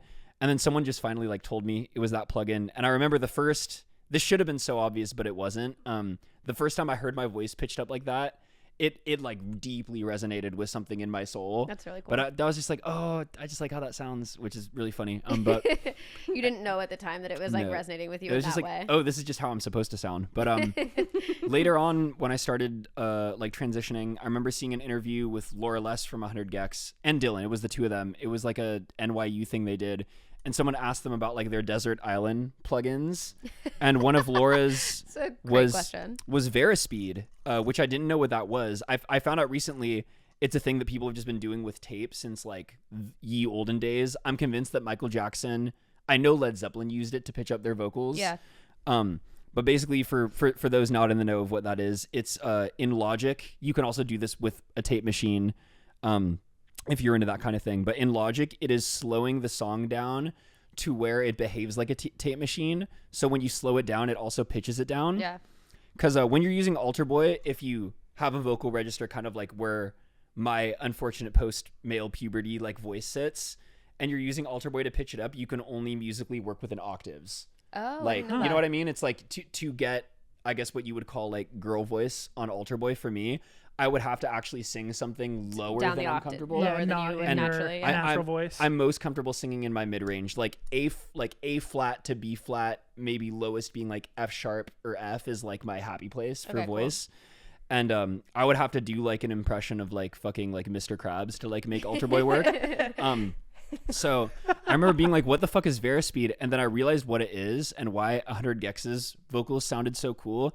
It's because you can slow the song down to where you actually, like maybe it's just like a minor third or like a fifth away from where the song sits. So I found out that like I can do that and sing the song in my mid range. And then pitch it up. The first time I fucking heard that shit, it made me like cry. I was like, oh my God, this is it. This is the sound. And then what's actually fun is in my vocal chain, when I'm doing the pitchy voice, when you speed it up that much, it actually like chipmunks it a bit more than it is like palatable to me.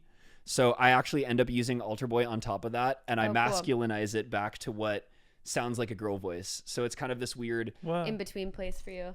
That's really cool. My vocal chain kind of non-binary, not gonna lie, but yeah, it's that kid. Like I remember DUI was the first song I made where I feel like I really got that sound. It was on the like I Just Want to Go Home, where like I cannot fathom a world where I could like sing that like that in real life, but hearing that played back aligned everything in my fucking existence. That's and so sick. Since then it's been fun too, because I feel like my approach to vocals is almost like doing a one girl Brockhampton. Like I love it. I think as I've kind of become more comfortable with where my voice sits, and with singing there and like singing in my mid-range without processing, it's been kind of fun to like use the different voices for different characters. Like I have a song that's not out yet. It's a new one, but it's kind of a song about like not having your shit together. It's like this fun sort of really stupid, I wouldn't even say it's like a story, it's more like a dialogue. I'd love to play it for you guys like later off camera if you want, but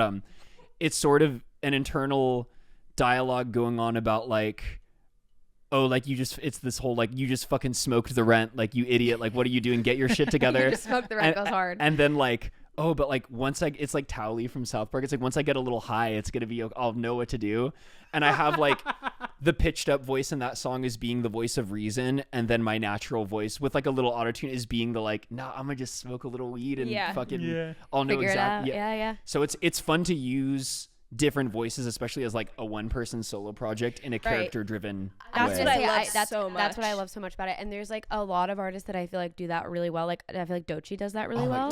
Shout out Doechii. Shout amazing. the fuck out Shout out Doechii. Doechii. but like I'm so interested in artists that use like, I also feel like mostly on the first record, which is weird. I have like I do like a sort of like baby doll, like kind of whiny, like bitchy, that feels like a character to me, that only comes out sometimes when I feel like it's really necessary. Yeah. And I like the way that like, I feel like my vocal chain is different when I do that than it is when I'm just like singing normally or when I'm screaming or like very different things. And like, I love to hear artists that I feel like use their own voice in so many different ways that feel identifiable, where it's like, okay, I get what she's doing when she's doing this voice, and I get what she's doing when she's doing something else. Like, something that's also fun with that approach too is like, I've found, and like this has kind of helped me like my natural voice more, is like when I'm doing big vocal stacks, like sometimes it doesn't make sense for the key or the song or just the vibe to have like a pitched up vocal be the lead, but sometimes I'll just put down this voice in like the center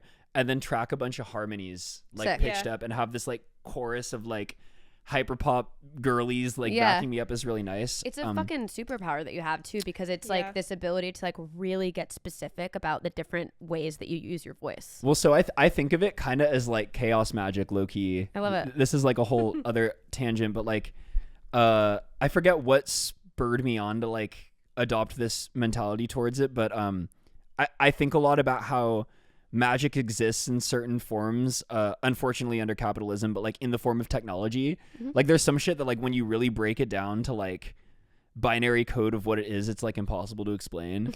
And I love thinking that way about like plugins. Like, you know, I think to myself like I'm like a witch brewing her fucking potion, and it's like, oh, I have a spell that can make my voice sound like a cis girl. I have a spell that can put it in tune. I have a spell that can make it sound like a fucking like nuclear explosion. Like it's fun. Well, what's cool about that is it simultaneously activates you in your artistry and the things that make you excited about making it, but it also is baked into such a technical mastery of those elements to know like, this is what I have to do to this plugin to get it exactly where I want to. Like, it is 5 steps of technical understanding, but by masking it or by like building it into, this is the spell I'm concocting, like it creates another layer of your artistry that makes it so much more interesting. It also I think helps the process in that, I mean, like I'm really big on just like the idea of incorporating ritualistic elements into a creative process. Just the idea of rituals like in general. Like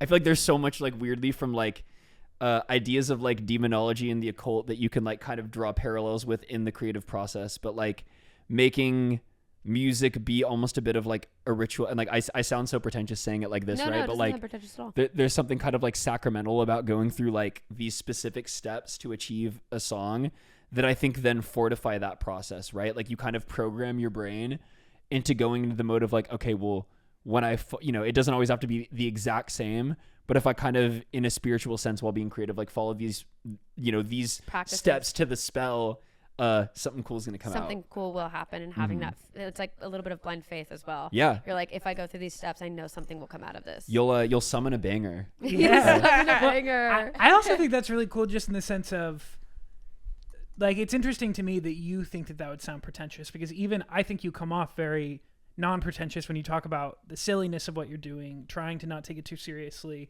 in a way that I know pretentious musicians and pretentious artists who would hear that and scuffle or bristle about it and get upset and wouldn't be able to work under that condition. So to almost fear your own pretension on it, just of like, that's your system that works, is interesting to me. I think it just comes from like there's a part of me alongside the very conflicted girl that like wants to be successful and famous really bad. It's like there's also a girl that would be so happy like being like a music teacher at like a school. Yeah. So I think the part of me that like imagines like describing my music to like somebody that I want to get really excited about music, that sometimes I worry that the ways that I put it like make it sound really clinical and not fun. Do you get excited thinking about the idea of explaining all of that to like a kid? Oh my, yeah. I feel that way about filmmaking too. Like when I get really into like I babysit sometimes, and when I like talk to the girl that I babysit about filmmaking, because her dad works in film too, but I'll be like,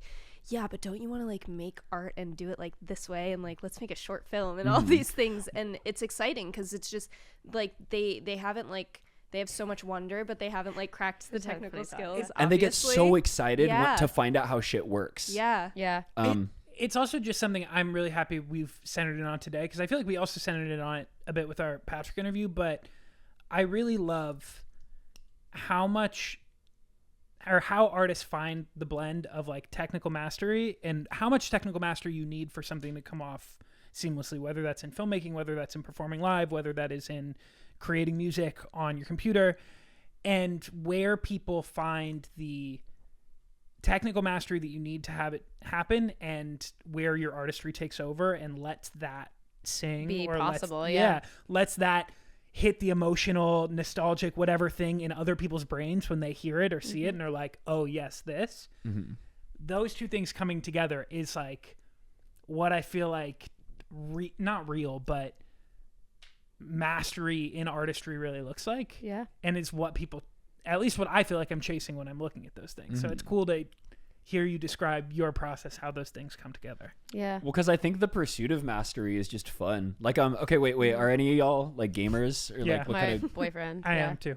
You fuck with FromSoft, like Dark Souls? Oh, hell yeah. Yeah. Okay. Word. That's like the closest thing to like a religion I have in my life. Okay. I mean, I have my own like kind of actual spirituality, I guess you'd call it, that I believe in, but like the closest thing to a regimented spiritual relationship I have with a text is Dark Souls. That's awesome. For anyone, the most commercially understandable version of Dark Souls people would understand is Elden Ring. Elden Ring. Oh my god, so amazing. So good. DLC was so good. But the best way you could describe Dark Souls 2 is like you have to. It is a very hard franchise. The game itself is built to be difficult, and so a lot of it is just battering up against the like 6 months of time when Elden Ring came out. I like remember like all I heard about was everyone being like, "Where are you?" Like talking about like I'm not a gamer, I don't have the attention span, but like where are you in the game, and like talking about different ways to do it and like all these things. And I was like, I feel like that span of time is like cemented in my brain. I like remember that experience. It was such a fun time to be part of that community too, because like. I don't know. It's interesting. Like the relationship I have with FromSoft is like when you like a band like so much and then they finally blow up. Yeah. Like proper. Like to you. That's how you felt. You were like, I was on this. But then also it was so beautiful seeing like everyone get into Souls games, because like my counter argument to the difficulty thing is that it's not that those games are super hard. It's that the learning curve is really steep. Better way to describe it. That is definitely a better way to describe it. FromSoft games are like learning guitar, where like the tutorial and the first boss fight feel like fucking impossible and painful. And then once you get it, it's like once you've gotten that, you're able to beat the game. And I always do this. Like I look for any excuse to bring up FromSoft games, then I forget why I did it. That's how I feel about One Piece. You were talking about the pursuit of mastery. Mastery, yes. My favorite. It actually changes all the time. It's like picking Beatles albums, but my favorite game of theirs right now is Sekiro. If you ever played that, which out of any of their games, I'd say like is the most central on the idea of like pursuit of mastery. Like there's no like for those that haven't played these games, like in all the Souls games and in Elden Ring and in Bloodborne, there's like an RPG element where it's like build variety. Like you kind of have freedom to define like what kind of character you make and how you're going to move through that world. Whereas Sekiro it's like you are a shinobi, you have a katana, these are the attacks, fucking learn it or like don't play the game. And it's so fun. It's like people joke that it's like Dance Dance Revolution because the entire combat is built around deflecting attack and then countering, and it's this sort of back and forth rhythm, but it's a thing that is so simple that to play the game over and over again kind of feels like pursuing mastery of a skill. It's the most useless skill I've ever tried to pursue mastery of. Like there's no way that it's ever going to apply to anything like in a literal sense. But it feels important. Maybe, but also in defense of video games in general, I think the reason you see there are a lot of randomly professional athletes who are also like highly ranked gamers in the world. Like Luka Doncic, who's one of the best basketball players in the world, is also like one of the top ranked League of Legends players in the world. And I think it is so because the skills that make him obsessed with basketball and an incredible basketball player are the same skills that make him incredible as like League of Legends. Yeah, and like whether or not playing League of Legends all the time, not nearly probably as healthy for you as playing basketball all the time. Yeah. But the skill set in that pursuit of mastery, that knowing how to win within a team environment that makes him great at basketball is also like useful and applicable skills that cross over and why he's able to be a top ranked player in that other system. And so I think whether like sitting and playing Sekiro for however many hours and pursuing that mastery, it's a lot. But it is probably also like the same type of skill set that lets you grind at a computer and work on a beat or work on getting better at the guitar or any of those other skills. So I'd say FromSoft games are really good for ear training in music. Oh, interesting. And this is because their boss fights are structured like learning something off of a piece of sheet music. So like when you fight a boss in a Dark Souls game, it feels like any of y'all ever take like piano lessons growing up? Yeah. Okay, so like you've learned like fucking like Mary Had a Little Lamb off of reading the sheet music, right? Like the first time you look at that, you're like, I don't know what the fuck this is telling me to do. Yeah. Like, but you know, you slowly work it out measure by measure until you have kind of decoded this thing and you're able to translate it into like, oh, this is how you play a piece of music. With like a Dark Souls boss, there's different attacks and patterns that you're learning a rhythm of dodging and countering to. Right, that feels crazy the first time, and then you sort of get used to it. You start to learn like the measures and like, oh, you know, like it's almost like on bar 14 this attack comes out. Like it's this like triplet trill that was hard to do. And there's actually someone did a really great video essay where they talked about playing Sekiro, and it inspired them to like go take piano lessons. Whoa. Because it reminded them of music. Trying to learn music, and then they kind of had given up on it. But that's the other thing is like FromSoft games teach you to like not give up on shit. Like that's been another. I do actually think that is a huge plus of playing video games. I do think that it is like some form of like, I am going to finish this thing no matter how long it takes me, no matter how many setbacks I have, or no matter how many times I have to start over. I find that interesting. That's why I don't play them. It's funny though too for like Dark Souls and FromSoft games specifically. I know a lot of people who either were like, I played Dark Souls 3 for 2 hours, gave up, and then 2 years later played it again and really was able to dive in. It's one of those things that some people have to give a second attempt to, or get 30 minutes into Sekiro and are like, this is not for me. We're moving on and not touching it. But then it comes back and it's like, oh wait, actually like this clicks. Yeah. It's fun too, like even outside of music, just like in real life, because some of those boss fights actually get so ridiculous that I have to step back and like acknowledge that I've spent the time I had to spend on like learning it. Like there's a boss called Promised Consort Radon on the Elden Ring DLC that was like shat on release for being like, this is the most ridiculously bullshit like hard thing they've ever made.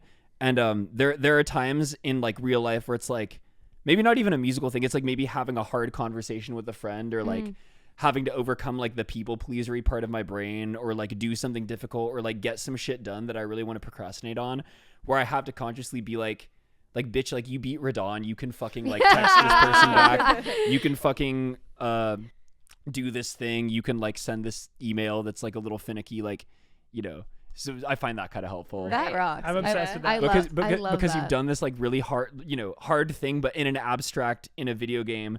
But in terms of like real world skill and time, it was actually kind of taxing. So you can be like I can tell this person I don't want to go to this thing. I can fucking finish this like work I have to do. I can do this like.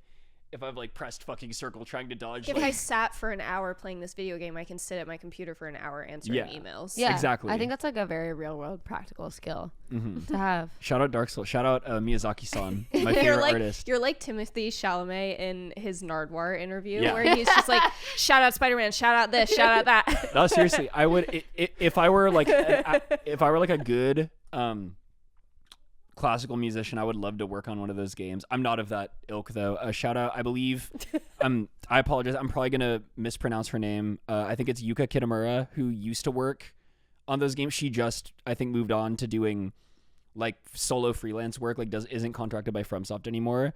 But her soundtracks to those games are like so crazy because they really make those boss fights feel like sheet music. I would love to fucking she'd be such a fun person to pick like her brain, because like I feel like that's such a very, like, for lack of a better word, like literal way to apply your musical skills to something that music is playing a supporting role in, right? Yeah. Like, that's fun. I never thought about that till now. Like soundtracking a FromSoft boss fight that isn't itself like kind of philosophically a piece of sheet music is probably a really fucking cool pursuit.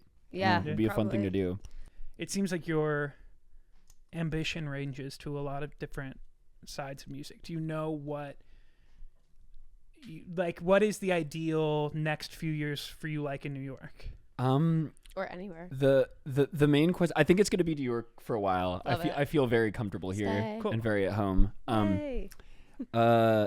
I think it's part of this is that like kind of adult that seeps in when you've been doing music as a career for like long enough. Like I feel like there's certain kind of milestones with the more standard approach to being a professional musician that I feel like I want to hit in the next few years. Like, you know, be able to like do kind of the same thing I've been doing, just like at a higher level with like a budget and like a team and stuff, and like make a record that gets like heard by like more people. Like that's stuff that I guess like, you know, feels maybe more like standard par for the course of what I do than like other stuff. But like, I feel like once I kind of can check that off the list, there's a lot of other things I'd be interested in, like, you know, getting to work, whether it's on the musical end or like writing on game development would be really fun. There's there's a game that James is like, I guess me too. Oh hell yeah. There's a game my siblings and I are kind of like loosely, slowly working on that I'd be excited to like kind of dive further into if we can keep diligent on working on it.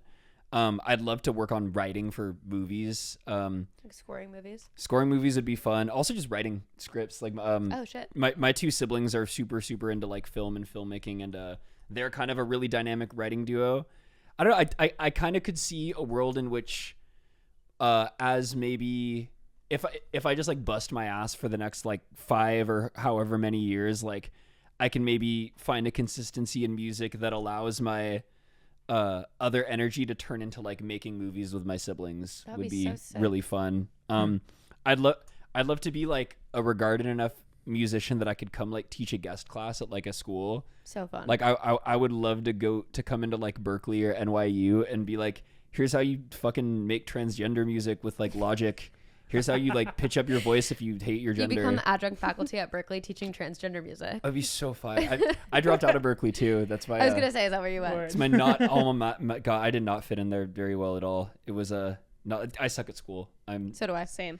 It was not. So many artists suck at school, I feel like. Yeah. I went to dancing college. That doesn't count. Holy, that's I went like to musical theater college. So like, I went to film school and got kicked out for a little bit. They tried to get my ass to leave every semester. Every single semester. I finished by the grace of God himself. But I'm like, that's the only time I've like finished anything my whole life was like musical theater college. So it doesn't really count because I didn't really have to take anything that hard. I'm kind of bummed that we're just now reaching the end and musical theater just kind of got brought up because it's something I've been thinking about like a shit ton the past like. Wait, really? Do you not know that Keaton is like? No, you told me this when I met you. yeah. Keaton was on Broadway. But I did not know that. That's crazy. Yeah, one time. One time, long time ago. So I've been going back and watching a lot of like I know like this in terms of the musical theater iceberg. I'm sure this is just like the fucking tip, like the sky. But I've been going back and watching a lot of Disney Renaissance movies because of how much, and noticing how much those take from like Broadway shows. And in terms of music creation and like even like this project I'm working on a little bit, it doesn't have these things. I would love for my next thing to have these things. But I've been thinking specifically about I want songs and villain songs a lot. Okay. Yeah. And the way, like an example I think about, and like y'all would know like an actual play that has these. I can only think of like Disney cartoons. No, but Disney movies are they do an incredible job of like the musical theater like structure. Well, and a lot of them are formatted by Broadway writers. Like you look at Howard Ashman was like the king of Disney and Alan Menken, Alan Menken, the fucking goat. Oh my god. Well, Howard Ashman was like the storyteller of the two of them. Alan Menken obviously does incredible the music, musician, but Howard Ashman did like The Little Mermaid and Beauty and the Beast and all those shows, and then died of AIDS in the early 90s, late 80s. And so now Alan Menken has gone through a bunch of different lyricists, but the foundation of that Disney Renaissance of animated movies was Howard Ashman, and incredible writer and incredible like simplicity and structurally functional and motif too. Like I was gonna bring up The Little Mermaid because that to me was like the craziest example. I love how they take both the I Want song and the villain song from that, you know, we'll say that show because it feels like a Broadway show. I love how they take them and then motivically like insert them into the story. Like you hear little bits and pieces of part of your world, like when you're starting to see like the Mermaid Kingdom. Like musical motifs that come in and out. Yeah. And then my favorite thing they do that is like so, you know, to me as not a musical theater person from the outside, I point and go, that's so theater. But fucking is how when like fake Ursula is about to marry like the twink, like fucking what's his face, like Eric, yes. When fucking fake Ursula is about to marry the twink. Very twink. My favorite part of the movie when fake Ursula is gonna marry the twink. What I love is that the band like that they hired to do the wedding in the story, you know, there's like the band playing on the ship, like the marching band or whatever. They're playing like Poor Unfortunate Souls, but like in a major key, and it's so in the background. Girl, just wait till you start getting to like Sondheim shit, because oh my God. Does it go crazy? It goes crazy. Like one of my favorite, the show that I did on Broadway is a Sondheim show, which is like he's like Into the Woods and like she has 1 or 2 Sondheim tattoos. 2. Hey. Yeah, which both of them were like very early on in my getting tattoos, and I regret both of them, I think, but they do exist on my body forever.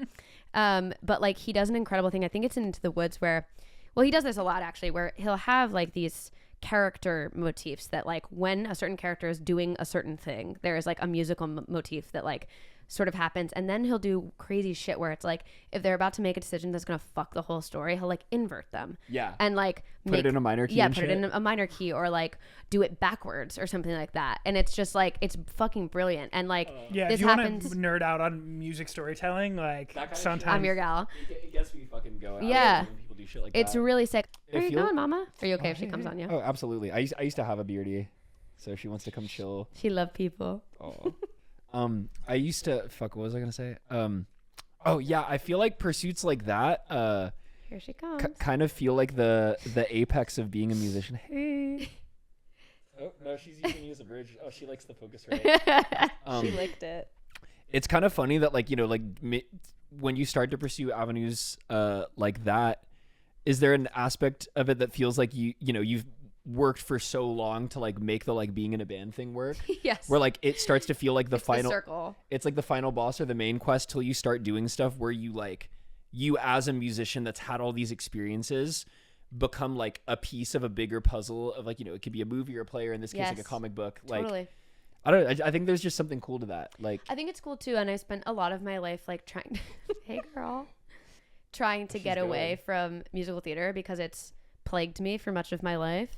But like we just were talking about this last night actually, where it's like it's sort of embarrassing to me, I guess, to really get to the place where I'm like, no, I really do love this and I really do want this, because after college it didn't really work out for me the way that I wanted it to. Like I just didn't work at all, and I like thought that I was gonna like walk into a Broadway show, and that didn't happen. And I was like, okay, I'm pivoting, not because like I'm like, yes, this is really what I want, but because this avenue is working for me and this one isn't.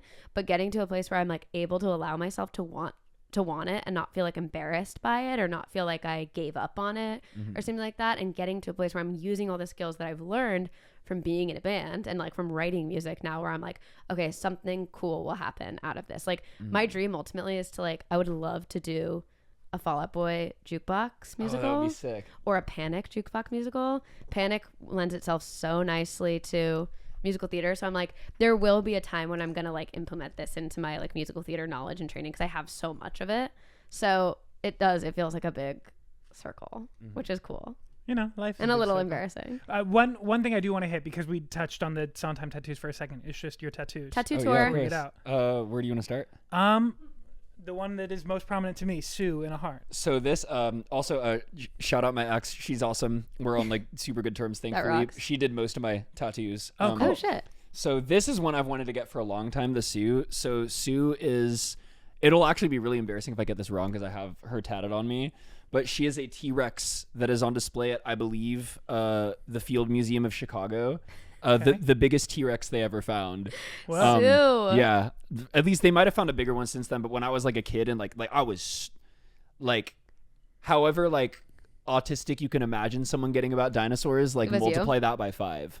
Like I still know way more dinosaurs than I feel like I should. Estelle, this is crazy because I went to Christian school and they taught us that dinosaurs weren't real, so I don't know anything about dinosaurs. Wait, they taught you they weren't real? Yeah. That they were like planted though, right? By like. No, they were like, it never happened. What? Oh, bet. They were like, That's the dinosaurs fucking never gnarly. happened. Is that just under the bones pretext like the world is exist. 2,000 years old or Yes, whatever? yeah. Gotcha. What the? Do they think the bones are just A art? hoax? I don't remember what they said about the bones. I feel like they did like a unit where they were like, this is what stupid people think about. You know what I mean? Where they're Gotcha, like, gotcha. theoretically, some people believe this. It's not real, but here's the Education information. is so They're the crazy. flat It was earthers. The way private people, private the way Christian people school. get information is so wild. Yeah, so I don't know shit about dinosaurs.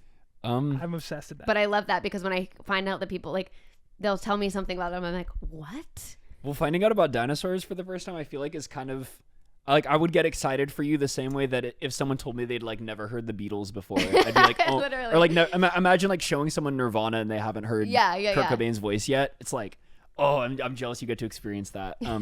Have you been to the Natural History Museum here? Yes, I have. Fucking it's Okay, before we get too far into Sorry. dinosaur Tattoos, I want to go to the yes. next tattoo. Tattoos. So Okay, now so- the face tat. Face tat, my ex gave me that. Shout out. Has no meaning. I just wanted it for a long time. Trademark. And every like I've gotten most of my tattoos are very like stick and poke, like DIY, I like love this one, ignorant the style umbrella. vibe.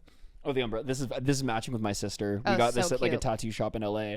But obviously, like I don't have a ton of tattoos, and I don't know how people are out here, but at least in LA, it's like I wanted just this tiny face tat for a long time. But I would go into places when maybe I had like a tiny bit of like tattoo money and could get something small, or like a friend was going to get something and I was going with, and I'd like ask like, oh, like, do you do face tats? And like, they'll laugh you off if you don't have like your neck and like your hands done.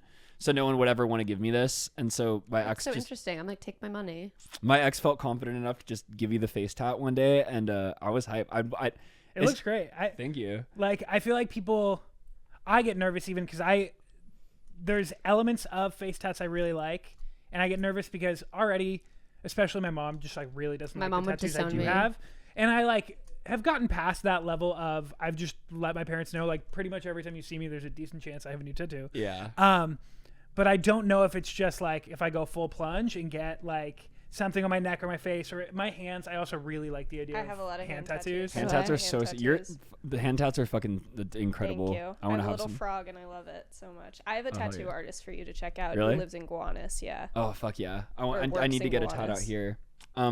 With because it can be kind of weird showing it to parents and stuff. I think like I was surprised at like how nonchalant like my mom was when I showed her the face tat, but that was after like I'd told her I was a woman and like started taking Yeah. estrogen and like she watched me grow breasts. So I think So like she's like, okay. at that point she was like, a face tat, like go for The, it. the Sure. face tat is the one I think would actually maybe kill my mom. Like The everlasting job stopper. I think almost every other place on my body, like I think my hands, they would also not like, but my hands, I know I'm gonna do at some point in my when life. I got the tat Um, on my hand, my mom was like, you're fucked. At least I You're don't know. fucked. I might keep one hand clear, but I know at least one of my hands is gonna have tattoos at some point. But I do think if I got face tattoos, like that is the type of thing that I don't know that my parents would get over. Oh yeah. Like, I mean, I feel like but mine they is look sick. Like I think this looks sick. Yeah, Thank I you. love it. I feel like it's like pretty innocuous. It's like it's enough to like maybe for people my parents' age like make me look like I'm fucking insane, but like as far as like most people in our age group go, like Yeah. no one really bats an eye at it. No.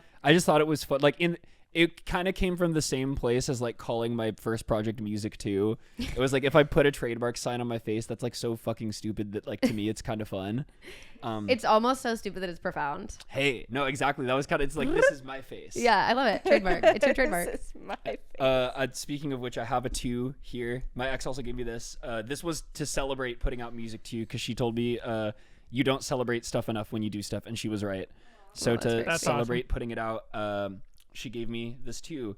This is me and my siblings in music notation. I got this was my first tattoo. I got this in Boston when I was at Berkeley, and then a bunch of people, and I'm super gullible, so it took me a second to get it.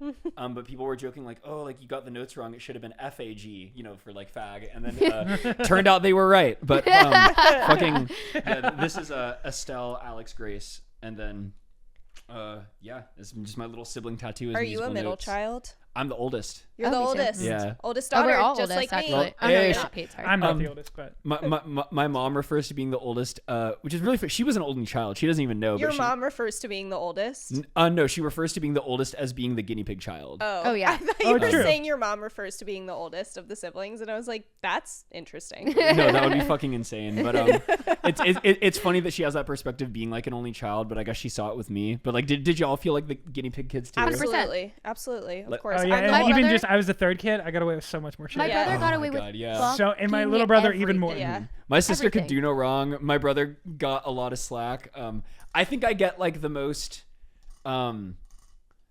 Like I feel like my mom's pretty cool. Like she's never been one to like grill her kids about what they're doing in life. Like as long as we're like happy and not hurting anybody and like able to survive, like it's fine. But I feel like I get the most like leeway for my unorthodox lifestyle as an adult. Whereas like maybe she checks in a little more on my siblings. I actually agree. Well, also my brother is like, love my brother so much. Just like a very normal person. Like he just like has like a 9-to-5 job. He's like been with his girlfriend for 7 years. They have an apartment. They have a dog, you know, like just normal lifestyle stuff. And I do feel like they're like, when you guys get like to my brother, like when are you guys gonna get married? When are you gonna have kids? Like all these things with me, they're like, oh, she's doing her own thing. Like there's no way, like, you know, there's no way to tell what she's up to. It's the trade-off for being the guinea pig child. Because also being that, I think makes you kind of crazy. Totally. Yeah. Like because, you know, obviously everyone's parents are different, but I think I can, like, you know, I don't have kids, but I can imagine there's an aspect to like the first time doing something that crazy where like, you know, in the same way as like making music or something, it's like maybe you feel like there's a set of rules that you don't quite understand, but that you have to adhere to. And I imagine that would be easy to project onto like a child. So that when you're the child that was subjected to that, I think you grow up like did y'all struggle with believing that there were like secret rules that you didn't understand that everyone else did? And yes. Completely. I struggled with this with my parents a lot, where I'd be like, you don't tell me what the rules are, but then you get mad at me when I do something wrong. But I don't know what the parameters. I still struggle with that. I have sympathy for parents where it's like, you probably don't know what the rules are because you've never had a child. Like, and then suddenly you're like, oh my God, Keaton is doing something dangerous. Yeah, that's like something fucked up. And they're like, why would you do that? I'm like, I don't know, because it sounded fun, I guess. I don't know. That's like a normal thing for oldest daughters, I was going to say, it is where very oldest daughter syndrome. It's something that I've heard people talk about a lot, where they have issues with authority because the authority that was like given to them like didn't actually really know how to be authoritative, and so we challenged it a lot. I just remember kind of being like, well, why? I don't get that. If that's what I really struggle with, is if someone doesn't give me like a valid reason why I shouldn't do something, I'm like, well, then why wouldn't I do it? I'm like, why? Just because you don't like it, or like just because you don't want me to do that or something like that? I'm like, but why though? If it's dangerous, if it's like gonna hurt me or like whatever. But I'm like, until you can give me a valid reason, I don't trust it. See, I feel like it took me until like literally like nowish to develop something even resembling that. Really? Like I grew up like and you know, like this probably like you know, we won't go into this because we're, you know, burning the midnight oil on time. If I start talking about my relationship with my dad, it's gonna go like a whole fucking thing. I will say like I'll do a part 2. I can see how that would have resulted in this, but I think I had a very like subservient relationship to authority, be it like teachers or like Interesting. up until like, you know, it took being an adult and like realizing that a lot of people whom authority is bestowed onto like don't know what the fuck they're doing. That kind of has made me a little more confident in like questioning it. But like, you know, I weirdly like I would do like I started like smoking weed and shit like pretty young, but I was like really like I very rarely got in trouble at school because I would like make myself really small to like not get in trouble. Whereas now I have like, you know, I yap. I have a big ass mouth. I go on Twitter saying we should like kill CEOs and shit. I would not have been like that as a fucking as like a sixth grader. Free Luigi. Hashtag free Luigi. Mario Kart. I miss him. Luigi? Yeah. You miss him? Yeah. He's here in the city. He is technically here. I know. Yeah. Go visit. You could He's go in visit Brooklyn. him. You could write him a letter I know. if you really wanted to. I'm cutting this. He must be getting insane letters. Dude. Oh my god. I bet you he cannot gets like imagine. 45,000 I'm sure they don't a give day. them to him. Maybe, I don't know. I don't think they would. I think he might be legally entitled to that. We don't need to get off on a Luigi tangent. Yeah, this is such a yeah. funny. I think we're wrapping the pot. Are there any other tattoos we still need to talk about? I think that's just random. I was I think I was drunk when I got this, the OXs, and this was like my address at an apartment I lived at in San Diego, but you can't really see it. This is a Parasaurolophus. I have, you can't see because I'm wearing like sweatpants and long socks. I have a pot leaf tattooed on my right thigh and the word ill that was supposed to be, it was supposed to be Bill Clinton spelled CLIHNTON because there was like a meme that I won't go, it was a ridiculous meme, but that had that spelled like that. But then it was like really, that was a friend giving me a stick and poke with like a lot of arm into it. So I fully admit I bailed on that so fast. yeah. But I like the ill on my thigh. I have a little smiley face on, I always forget what foot. And on my hip, I have Sig Gang because in my touring band days, the first big tour we ever went on, we all were like cigarette smokers and switched to vapes. And then by the time we got to like Atlanta, everyone was just fucking sick of vapes, and me and the drummer of the other band were the first to cave and buy a pack of cigarettes. Nice. So Sig gang. Our Sig gang, our bass player and drummer, had brought a tattoo gun on tour. So my friend Alex, shout out, who was the drummer of the other band at the time, decided we were going to get matching Sig gang because we caved and went back to cigarettes. I love it. Beautiful. I love yeah, that. that's all my tats. They're a little ridiculous, but they're mine. Is there anything you want to promote?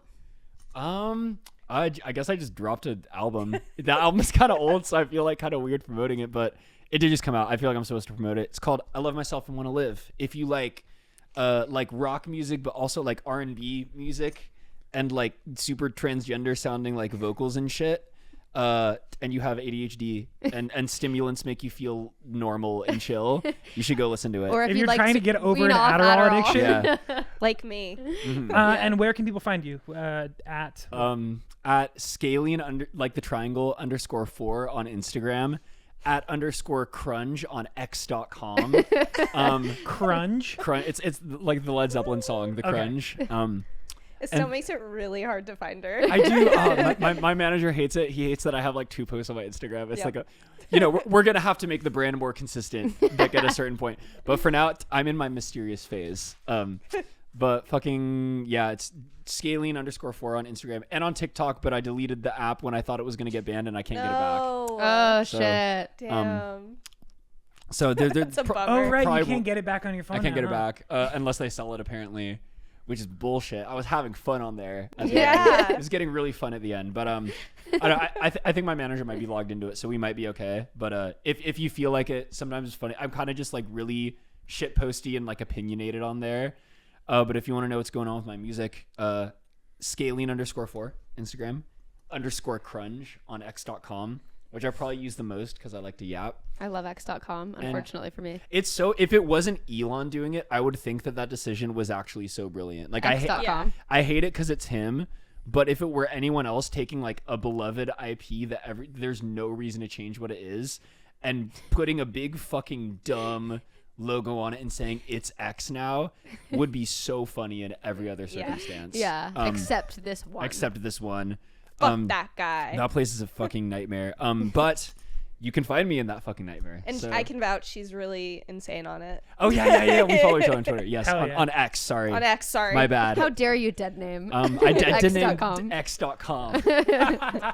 See, ironic that a guy that hates trans people so much like transitioned the most popular website ever. I saw someone say like, if he's gonna dead name his daughter, we're gonna dead name his website. Exactly. Yeah. Fucking might as well. But oh, and I have music out. I said music at the beginning. Yeah. But Spotify, Estelle Allen. I got 2 albums and an EP out. So go listen if your prescriptions aren't working anymore. And you might like it. Thank you. And thank you all so much for having me God, on. Yeah, thank you for this being was- here. You were Please, iconic. thank This you. was awesome. Glass Slipping. Fuck yeah. Thank you very much.